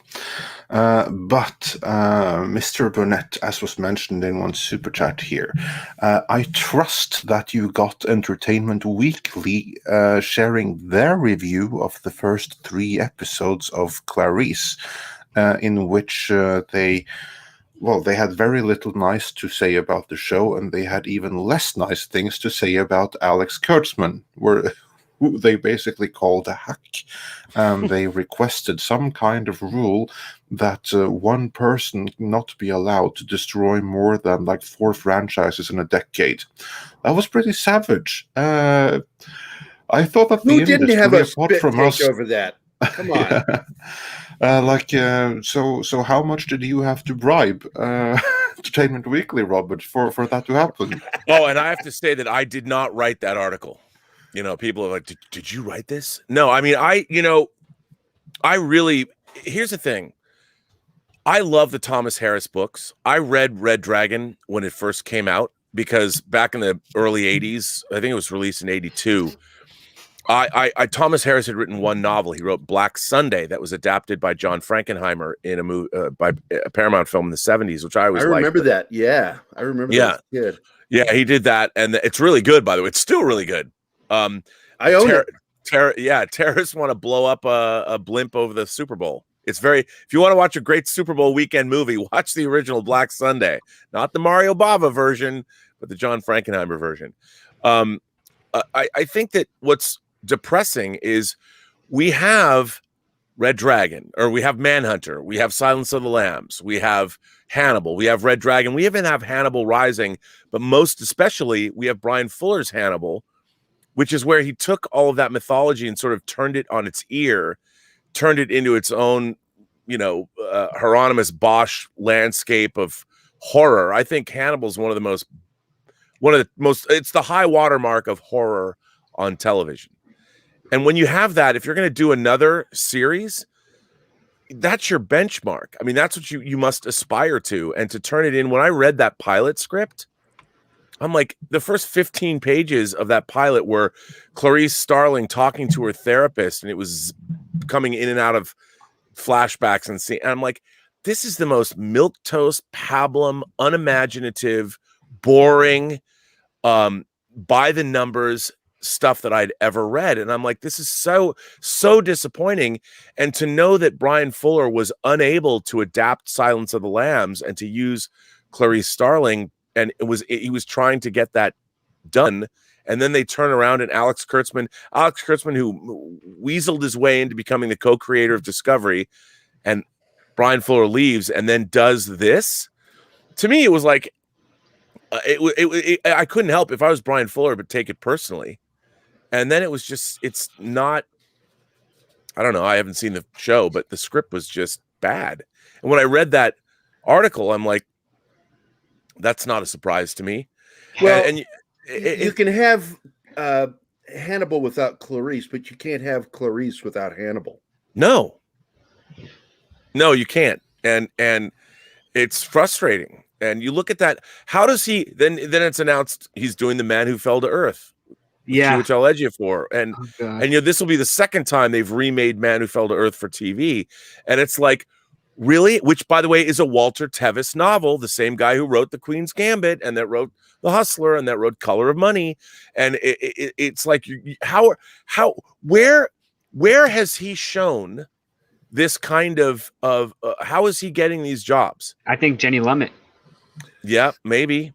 Well, she's helped him with Star Trek. She's helped him with Clarice, and now these are the three projects I'm quite intimately aware of that those two have been working together on, that have been picked up with not the same standards as other shows. Yeah, well, I worked for Josh Becker. He was a director writer on Hercules and Xena, and he was Kurtzman's boss. And he's told me several times that Kurtzman's just one of those guys that is there when somebody else gets fired and fails upward. He's not very good at what he does. Well, I think, what I find, we now live in a world where we're getting such great television. There's whether you're looking at Better Call Saul and Breaking Bad or something like Queen's Gambit, whether even The Crown, we're living in a golden age of television where the level of intellect and the level of production ability is very high. Even something like The Expanse, while season 5 was I don't think it's as good as it should have been, still that show is incredibly well produced. They get a lot of bang for their buck, the way they can redress sets, and The Expanse, literally the expanse of that show from its locations. They did some incredible location photography work in this last season, but it's really well done. it's amazing to me that we're getting mediocre TV repeatedly from certain creators when the bar has been raised so high across the board. And I'm like, who's paying for that? Like, why are you? And the Stand too. I looked at the Stand. I'm like, how do you allow these things to slip through the cracks? And CBS, the Stand, Twilight Zone, Star Trek, like, who is there putting out some of the most mediocre genre entertainment we've ever seen? How is this happening? It's also in the choices of who they have writing on these shows too. It's like you've got such great talent that are great at horror and great at science fiction, and yet they don't hire people that specialize in these genres to work on these shows, and so the shows are mediocre. Hey guys, I've got a split. I'm getting ready to do Yeti Cast, and Mr. Burnett, from my partner, he loves you. We sent you a private message on Twitter. Oh, okay. Please chat with us. We'd love to have you on our show. Andre, Tom, Script Doctor, Rob, love you guys. I'm gonna get out of here. Take care. Great to stream with you, sir. It was very great meeting and streaming with you, sir. Bye, everybody. Take care. See y'all next time. And yeah, Paulo, you didn't miss shit. The Stand is horrible. Just watch the old miniseries. You're better off. I gotta ask Script. What do you attribute this to? Desperation. Because one of the things that's been going on, at least in my neck of the woods of high Hollywood experience, is that people have been clamoring for content for their streaming services. Right. And it's all about meeting certain dates of expectations based on investor parameters. And I just think that with Paramount and Viacom CBS, they were like, we started making this infrastructure, but we forgot the key part, which is what to put on it. And I think they, out of desperation, they just grabbed whoever could manage the most stuff, who has a reputation for managing a bunch of things and getting content out there. And for some reason, Alex Kurtzman fell into that pool of options, and it just boggles my mind. I can't. I think it has to do with the fact that he's partners and possibly best friends with a legacy in Hollywood, which is Jenny Lumet. Her father was a prolific director and very good at what he did, but Jenny, sadly, not so much, at least not when she's with Kurtzman. Yeah, I mean, if you think about what Alex Kurtzman's doing between the Star Trek empire that he's built, with Man Who Fell to Earth, with Clarice, like, Vince Gilligan isn't out there making 10 different shows. He's concentrating on Better Call Saul. Yeah. And Matthew Weiner, when he was doing Mad Men and they were getting all the accolades, he was making Mad Men. He wasn't out there, The Marvelous Mrs. Maisel, which, again, another show that I think is beautifully produced and really well done. The show creators, it was Amy Palladino. She's not out there doing 10 different shows. Noah Hawley isn't doing 10 different shows. He takes his breaks between shows. Like he did Fargo, which I thought was fantastic, and I'm looking for the 4th season already aired. I'm looking forward to binging that when time allows. Yeah. But like he focuses on one at a time, and then he works on other projects in between. Like that's usually the standard is like, oh, this person's on this show. Well, when he's done, we're gonna grab him for something else. But with Kurtzman, it's like, nope, he's working on 4 shows. Let's grab him for another one. He can take it. And it's like, well, clearly you're not. He's dividing himself so much to the point where his lack of talent is way more detrimental than it normally would be if he was just focusing on 1 or 2 things. Well, that's the thing. And I the people that are putting up the money for these shows, like if I was an investor, if I was I would not want my showrunner to be working on 6 different shows at the same time. I'm like, look, man, I need you to focus your efforts.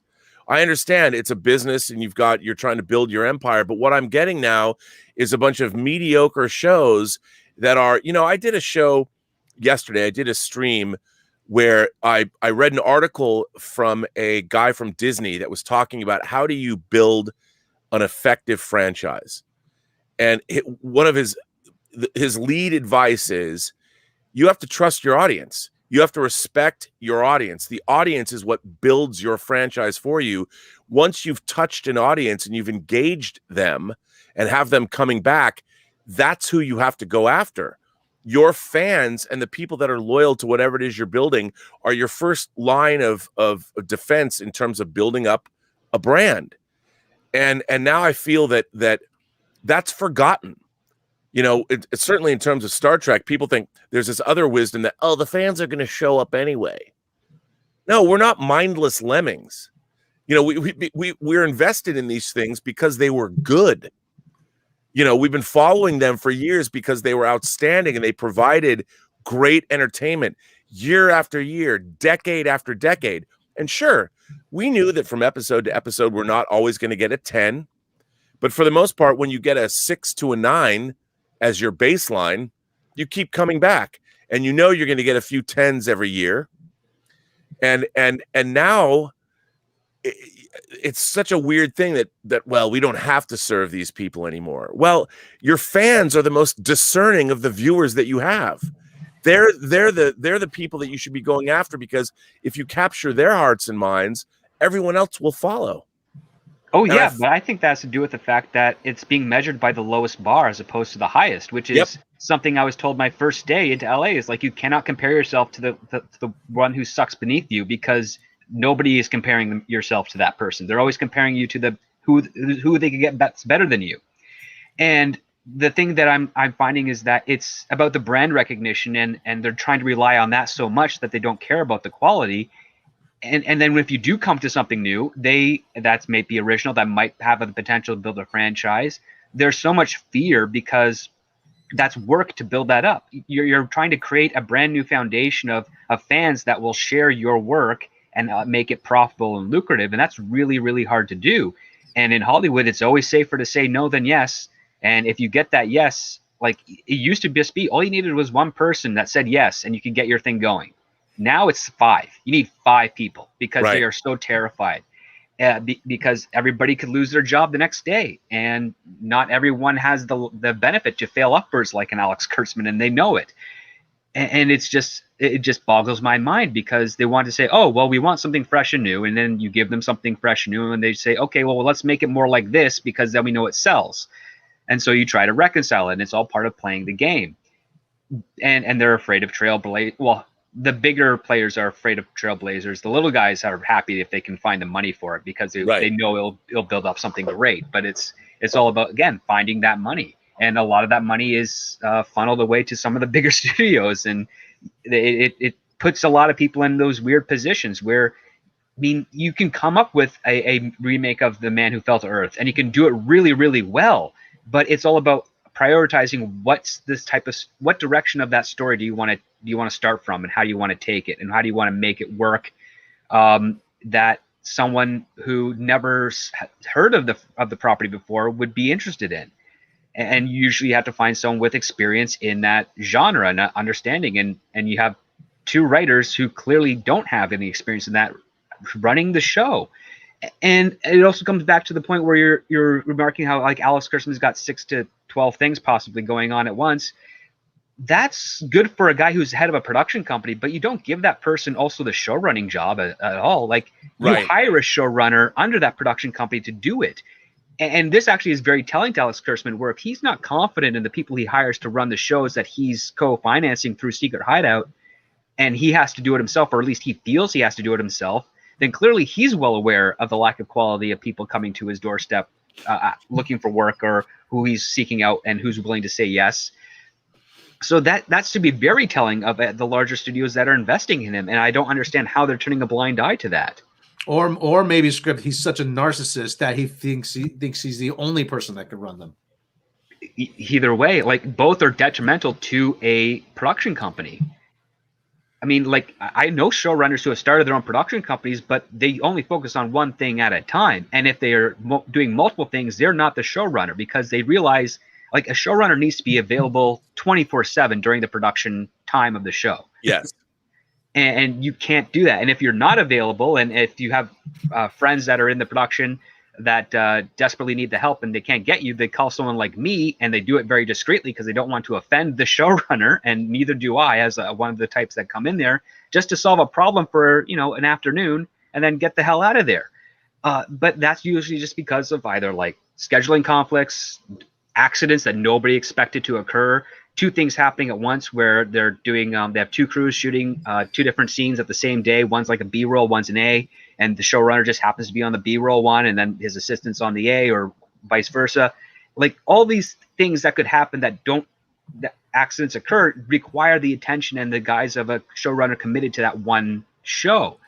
But to find out that you have this one guy, head of his own production company, with a writing partner that is part of a legacy, and he's got all these shows, he's juggling all these balls, and we can clearly see that he's not a very good juggler. I mean, the first 3 seasons of Star Trek Discovery have had multiple showrunners and have had multiple production issues and delays, reshoots, re-edits. This is something that in any decade prior to now would have killed a person's career. Even basically a secret showrunner with Ottman, as you were saying. Well, yeah, I mean, they brought in an Academy Award winning editor in John Ottman as a consulting producer on season 3 of Discovery. Why do you think they did that? And that's amazing to me. That, I mean, John Ottman's a huge Star Trek fan too, and John Ottman is I've known him for 25 years, is a tremendously talented guy, and the fact that they had to bring in an Academy Award winning editor to basically fix the first half of that season. But if you look at Star Trek Discovery, I mean, it's not just because I famously hate that show, but I hate that show for what it isn't, and what it isn't is good. And what I think is wrong with that show is you have an incredible 55-year legacy of Star Trek. This is its 55th anniversary. And you can look back at 55 years of great Star Trek. And not all of it has been great. But you have 55 years of you could find 200 great hours of television. 200 great episodes of Star Trek, and look at it and go, okay, this is why Star Trek is great. And that's your baseline. That's where you begin. And with all of the technology now and all of the, like, one of the things I don't understand, here's what I'll never get, is Star Trek already created your universe. One of the great things about doing a Star Trek show is you don't have to make up your universe. It exists. It's already there. And yet the producers of modern Star Trek reinvent things that they don't have to reinvent, like, say, turbo lifts in a starship. We know how they work. And yet they'll show us, they'll spend money showing us a completely CGI shot of a weird turbo lift going through a roller coaster like empty space, which has nothing to do with the design of any star ship that's ever appeared on Star Trek before. They're wasting money. They're actually wasting money on an exterior shot of a turbo lift that should never have been even, you don't need that in the episode. How many thousands of dollars did that effect shot cost? And not only that, it doesn't fit canonically with what an elevator in any kind of human being built something ever has ever appeared like. I mean, it all feels like that climax in the last episode of Discovery, they have a huge effect sequence showing a turbo lift moving through these gigantic empty spaces that are supposed to be in the Discovery. Well, first of all, that's ridiculous. It shows a fundamental lack of understanding of what an elevator is supposed to be. And how many thousands of dollars did you spend with your effects team doing this? You should never show that shot in a Star Trek show. It shouldn't exist. But a similar shot was used in Into Darkness with Spock and Khan chasing over those giant load lifters that are after the crash in. I think they might have reused that shot, like they've reused many others. They use the same directing techniques, same framing techniques, and some of the pacing and beats structures are all there. It's basically they're ripping off themselves, which is ripping off another movie that was way ahead of their own time. Yeah, well, and you're looking at that though. They had to still spend the money to create that effect sequence. Yep. And Star Trek, the original Star Trek, and the Berman era would have never done something like that, because that doesn't. All that is some visceral thrill. It might work in an action film, but in a Star Trek series, what you're doing is you're taking away from what Star Trek is, which is supposed to be intellectually compelling. Star Trek doesn't need special effects. A great Star Trek script should be able to exist without any visual effects. Visual effects are icing on the cake. You know, a shot of the Enterprise flying by is basically, whenever you see the Enterprise, it was only to establish the milieu where the drama is taking place. Even if you're in the middle of a space battle, Star Trek space battles are not about watching visual effects. They're about the human drama. What's going on in the bridge when a space battle is happening? You only cut to an exterior when you need to show that, yes, the battle is continuing. So if you're falling back on visual effects to make your Star Trek show work, you have failed, because that's not what Star Trek was ever about. There's that, and on top of that, you want to do a fight scene in a turbolift shaft. The original turbolift shaft is far more intimate and cramped, where you could do that really effectively. And if you want to have them dodging turbolifts, they have to then unlock turbolift doors to the decks and then hop out that way. You make it really, it'd be a huge tense scene, because you know that there's literally zero areas for them to escape unless they're in some sort of junction where the turbolift goes from vertical to horizontal. And then you're playing with that. You can make something action heavy and exciting but intimate in that scene, and you don't have to have that giant space there. You can even have the point where someone falls down a turbo lift shaft and then catches another turbolift going the other way, but probably smothers them to smithereens because of the impact alone. There's so much stuff you could do within the confines of canon for Star Trek. And don't get me wrong, Star Trek Discovery has, on the surface, at its best, some very interesting and great ideas that could fit within Star Trek. It's just the misunderstanding and execution of those ideas that makes this show absolutely terrible. That's it. You nailed it. You nailed it. That they wield Star Trek in the completely opposite direction it should be going into. Yeah, they're grabbing the sword by the blade and cutting themselves up all the time. That's basically what it is. You're exactly right. Well put. I've never heard that before. That's good. But whereas I think with the Marvel Cinematic Universe and with WandaVision, they know, what I find really interesting about this, the recreation of the period sitcom ideas, they have really done a deep dive into how to do that.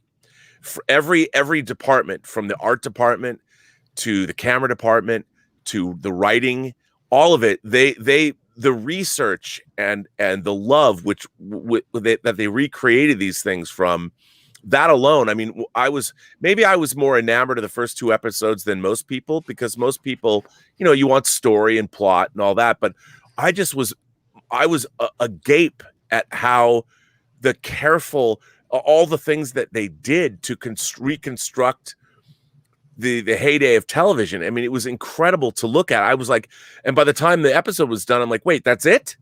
I was sitting there I was entranced by those first two episodes, especially because I'm like, how did they do this? The research and oh my God. And because I grew up with all that stuff. Well, likewise for myself, because all those shows were in syndication, and we had one of the Canadian networks that I grew up with that also aired Star Trek in Colombo and Quincy was called CKVR, and they had I Love Lucy, Dick Van Dyke Show, Mary Tyler Moore Show, all those Bewitched, all those things airing, and that's what I watched during the day before I would go to like a kindergarten or school, because my parents did not like children's programming at the time, aside from The Friendly Giant. But yeah, like I really liked the aesthetics of that. My only gripe, and I mentioned it earlier in the stream, is that I think episode 4 probably should have come between episodes 2 and 3, or at least there have been some more creative editing between those, because the mystery that's set up in the first episode, I think, is quite solid, and I like that a lot. But it feels like it's been being repeated again in episode 2, and to a lesser extent episode 3. But episode 4 really elevates and sets up a bit more of the mystery. And I think comparatively with regards to Star Trek Discovery, one thing WandaVision has that I don't doubt is an actual end game and goal with this miniseries. Like, they know where they're going. The path that they're getting there is a little off from my senses, but I'm willing to give it the benefit of the doubt, just because episodes 4 and 5 really did bring in extra stuff in there that I'm thinking, man, as a writer, and if I was editing these scripts, I'd be like, no, we got to bring some of the stuff just a little bit earlier, just for the audience that might not be familiar with the 23 movies. And that would be my only argument. It's like, listen, we know we got those guys because we've got the quality with the pilot. But how are we going to keep them for episodes 2, 3, 4 if we're just going to do the same thing in the pilot for those 2, 3 episodes? Like, let's just tease a little bit more of the sword stuff in there. just to even have the part of Monica Rambeau coming back and then disappearing into there and then go straight into episode 2 where she's at the pool club and talking to Wanda. And then you still have that narrative flow. The audience has a little bit more dramatic irony and realizing that there's something else going on, but the mystery still holds true. And that would be my only real critique of that show, aside from them also having Darcy claiming that the first part of the series was from the 1950s when it's clearly a 1961 show. Yeah, no, I would that, by the way, very astute. I would agree with that.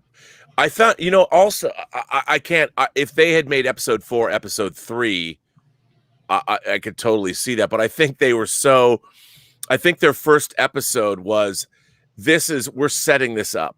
Yeah. And the plot actually started to begin with episode 2 and episode 3, the different things that were happening. Because I think they were so enamored of what they had done that they wanted their episode 1 to be just, episode 1 was like this pure thing. Like, here's this thing. This is it would be the first 10 minutes of a movie to set up this deal. And then so episodes 2 and 3 were minutes, would be 15 to 25 and so forth. Because episode 1 I thought this is the fantasy goal of Wanda. Like, this is where her happy place is. Yeah. And then 2 and 3 is like, okay, now she's having trouble maintaining it, or the powers that be are having trouble maintaining it, because you can only stay in a fantasy world, especially like daydreaming yourself, so long before reality starts to creep in. Yeah. And I understood that narrative. I thought that's really good. But sometimes I'm like, okay, this is kind of spinning its wheels. But then they throw in that extra little piece where Vision's like, oh, wait, what do we do here? And like, oh, good. A question. Well, that was really interesting when he's at his job. What do we create? And but again, all of these things have been getting paid off. And especially in episode 5, there was a lot of payoff, like with Vision's job and these things happening. And I, what I find so interesting is all the conversation around the show has been about, well, is it Mephisto and who's doing all this, rather than people enjoying watching it unravel. Because I thought that when Monica Rambeau was kicked out of the reality, that to me was a great moment of television, a revelatory moment when she gets kicked out of the reality. She wakes up and you see that there's the sword base and it's all the military is there. I thought that was like the feeling I used to get in the mid-90s when X-Files was at its peak, like season 3 or 4 of X-Files, when it was still really, really good. And they could do something at the end of one of their cliffhangers that was revelatory. I'm like, oh my God, and I had that feeling. And then episode 4 just landed. I mean, it just delivered how it showed you what does it look like when people come back from being unsnapped, an Endgame, which is something we never saw. And you didn't even realize, when I was watching it with my girlfriend, I turned to her and go, oh my God, we're seeing somebody come back from being snapped, which suddenly I wasn't even thinking about WandaVision. I was going, I was thinking about Endgame. I was thinking about Infinity War, and we're just in a hospital room. And then when you come out into the hospital and you as a viewer are getting your bearings, like, what's happening here? And it's all in moments. It's all coming to you if you're an MCU fan. And it was just one payoff after another. And it was only half an hour long. No, it was good. Well, the other part too is, like, we did see them come back in Far From Home, but it was just an instantaneous one. What we saw with Monica Rambeau is, it's like, this is what it happened, feels like from their perspective, where they're unconscious. They're essentially asleep. And we kind of realized from this scene and also from Far From Home that even though they were snapped, they weren't dead. They were just removed. And that also makes you think, well, Thanos isn't dead then. He's just removed. So there's potential there. Yes. Well, that's the thing. I mean, that's something that that Endgame, he was snapped away. But yes, like you said, he was removed. But I loved the way that she came back. I didn't even know, as an avid MCU fan, exactly what I was seeing at first. When she shows up, I didn't know if this was a editorial trick, and it wasn't until she walked out in the hallway, I'm like, oh, and I thought that was so interesting, because the one thing about the MCU is that it's not like a TV show. They're making this up as they go. This stuff was planned years ago. This is some of the many plans they had years ago. Because when I was doing my internship at Paramount in 05, they were planning Iron Man, Captain America, and Thor. And basically me and the other interns were like, this is going to be the biggest thing ever because Paramount's doing like this smart thing. And then obviously our internship left. But when we were watching the development process go through and we're seeing the movies and the first Iron Man hits, we're like, yeah, Paramount's like got a moneymaker right here. And then sadly, after Captain America, we learned that, oh, Disney's interested in buying them. And it's like, I hope they're able to hold on to as much as they can. And they did pretty well, I would say. I mean, I didn't like their involvement in Iron Man 2 because I've heard lots of rumors about that, how Disney kind of pushed in a little bit before the deal was fully signed. And that they had their own stipulations with regards to Age of Ultron and the follow-up films, which Kevin Feige, I guess I would say to his credit, managed quite well in order to do what he did to get everything rolling, because not only does he have like, you know, Richard Donner and Avi Arad, but Lauren Shuler Donner is kind of like the magician producer in Hollywood. Like any problem that she encounters, she knows how to make it work somehow. And I'm pretty sure that's where Kevin Feige learned his ability to navigate and negotiate with all these other producers so well. And I think he owes a lot of credit to her, because I am technically simping for her, but I've been a fan of hers since I was a kid. So, because she's made like fantastic movies and she's like a legendary producer. But I think that's kind of like where it goes, where Feige realized like, yeah, I think if they stuck with Paramount, we would have had a bit more riskier content wise, but still the stability of the 23 films. I think that would have still been there. I don't think we would have gotten Ultron though. I think we would have gotten everything kind of else.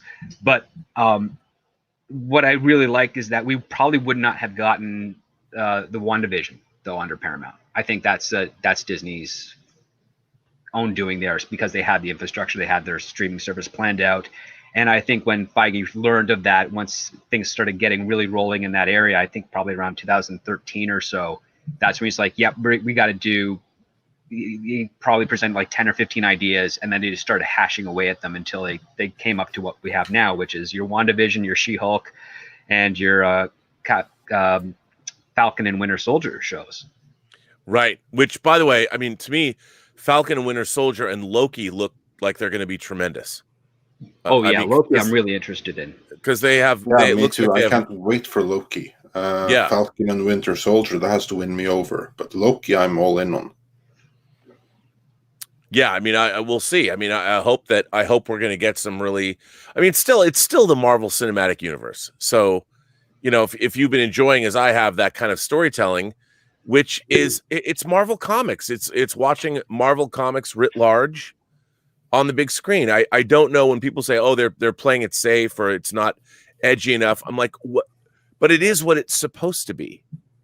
You know, when it's edgy, I'm like, what does that mean?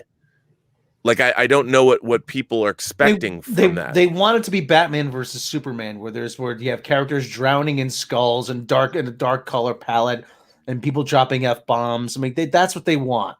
You know, they want that dark and gritty aesthetic, which to me is because they claim lazy. That's mature. It's lazy. Yeah, they claim it's more mature, but it's really lazy.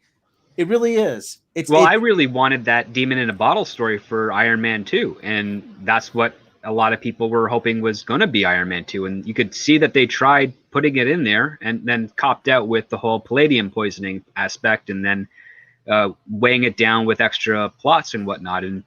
And I think that's kind of where some of the stigma comes from, where like maybe we should have a little bit more risk with regards to the personal aspects of characters for their redemption arcs, because there's nothing. I think a recovering alcoholic story is a great redemption arc, and it's also inspiring for a lot of people that have gone through that problem, and to have a hero like Iron Man be able to put down the bottle and clean himself up because of his own horrors, especially if you want to play that right after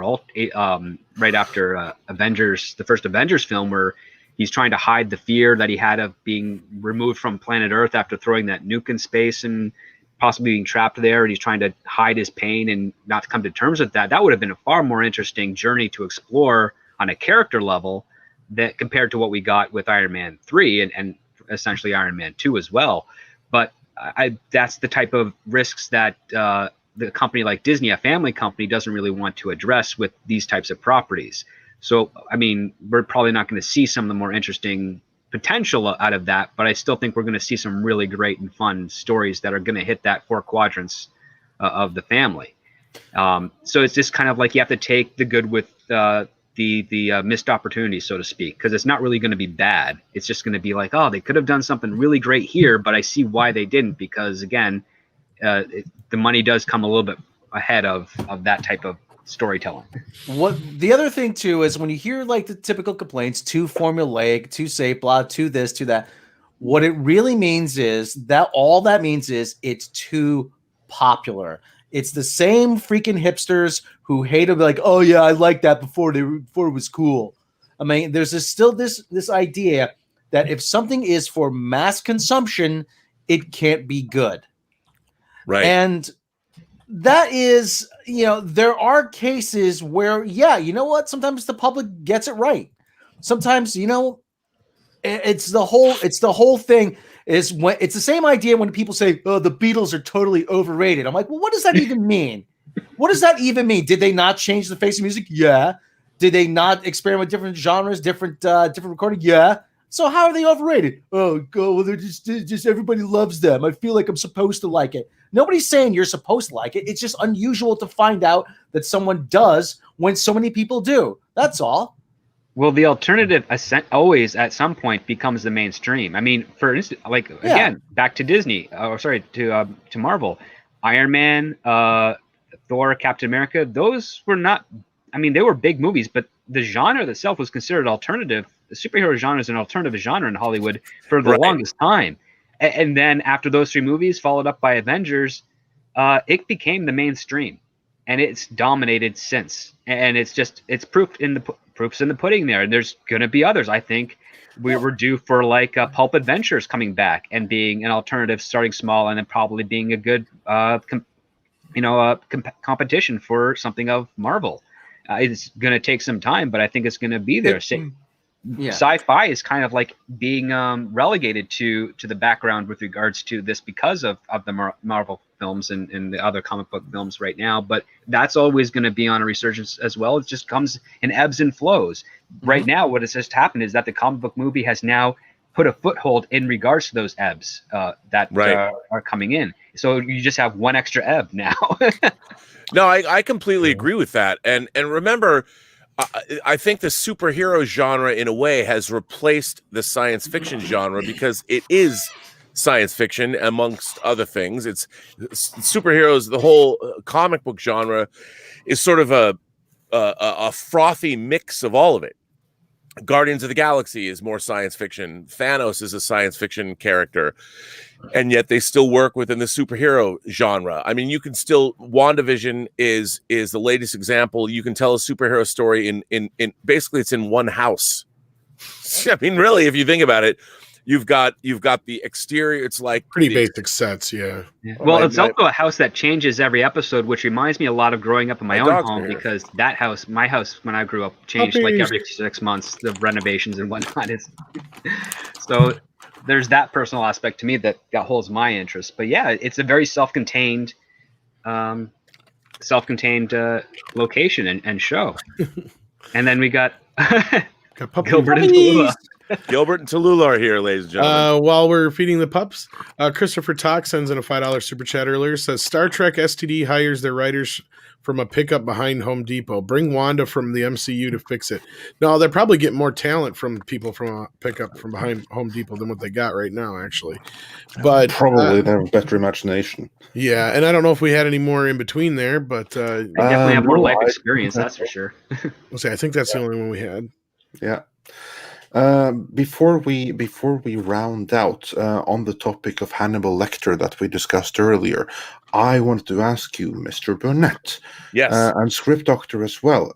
Do you have any idea what's going on with the Tom Ripley series that was announced before we went into lockdown and everything? Because that was happening. Ripley was cast and everything like that for Showtime. Then the lockdown happened. I haven't heard anything since. Did that not survive, or is that still happening in some capacity? I haven't heard anything about it. Neither have I, sadly. Yeah. No, like that. For me, it's all about WandaVision. Because that was if I remember correctly, that's the Talented Mr. Ripley yes thing. Yeah. Geez, this is literally the first time I've heard about it since last year. Yeah, Just that's you why I was bring it up. thinking too. No, And I think because a Tom Ripley series is, we've seen John Malkovich play Tom Ripley. We've seen Matt He was Damon. the best one. Oh yeah, and I think adapting those again, literary Patricia Highsmith's Ripley novels. What great source material, and we've seen various iterations of Tom Ripley over the years. I think it's a great idea for a series. I'm all in on that. I think it'd be tremendous. And because this was basically giving Tom Ripley the same treatment that your friend and Star Trek Discovery original showrunner Brian Fuller gave Hannibal. That was the intention for Showtime here. Like basically give it the Dexter treatment and do it right. Adapt all 5 books about Tom Ripley, only 3 of which have been adapted before. I always, I mean, obviously I'm friends with Brian Fuller. I really love Brian Fuller, but there's actually a book about, I think it's called The Art of Hannibal, maybe. It's one of, like, they make so many art books for movies and everything, but there's a really great book about the making of Hannibal. It's an oversized book. And what's interesting to me about that is if you get that book, and it's a hard book to get now, because they didn't publish very many of them. But when you read through this book, it's so obvious how much care and thought and energy was put into, beginning with Brian Fuller at the top, but the entire production team, everybody who worked on that show. When you have a great showrunner who sets the tone, just like a great director or a great producer, they're what you do is you gather a group of people together. They need a strong leader, whoever that leader is. But when you allow people who are creative and really understand what they're doing, that's where you get great entertainment from. And I understand, look, getting rich is terrific. Nothing wrong with getting rich. But if you're creating legacy entertainment that you want to transcend the time in which it was made, it's important. It matters. And when you get the shot, it's so hard to get anything made. And I can't stand to see people who are in positions of power that actually can wield the ability to get a project greenlit. When they squander that, it's so frustrating and it's so maddening to see. And I know everybody wants to get rich, but man, I've always believed that in the long run, you'll get richer if your product is the best it can be. It's better than having. Would you rather have one project that is a number one that's beautifully made, or 5 mediocre projects? What's better? No, indeed. Question for the most part. So there you go. With that question, I believe we are fully caught up with super chats and everything else. So on that note, I'd like to say thank you to our esteemed guests for today. Reina Creole, which had to bow out a while ago. Of course, Gary from Pop Culture Minefield, Script Doctor, which is still here. And of course, you, Mr. Robert Meyer Burnett. Sorry, I came in late. On the stream with you No, again. that's fine. It happens, man. I'm going to be on Lorena's stream, I think on Friday. Awesome. Friday, I think at noon or something. Oh, very cool. Looking forward to that. Very cool. So yeah, everyone go check out the channels of everyone that's been here today. They're all in the description. And we hope to get back into the Bond reviews before long. And I'd be all up for some lunch show with Mr. Burnett. If I know my lunch with Andre. Yeah. That's what we have to call it. Yeah. My lunch with Andre.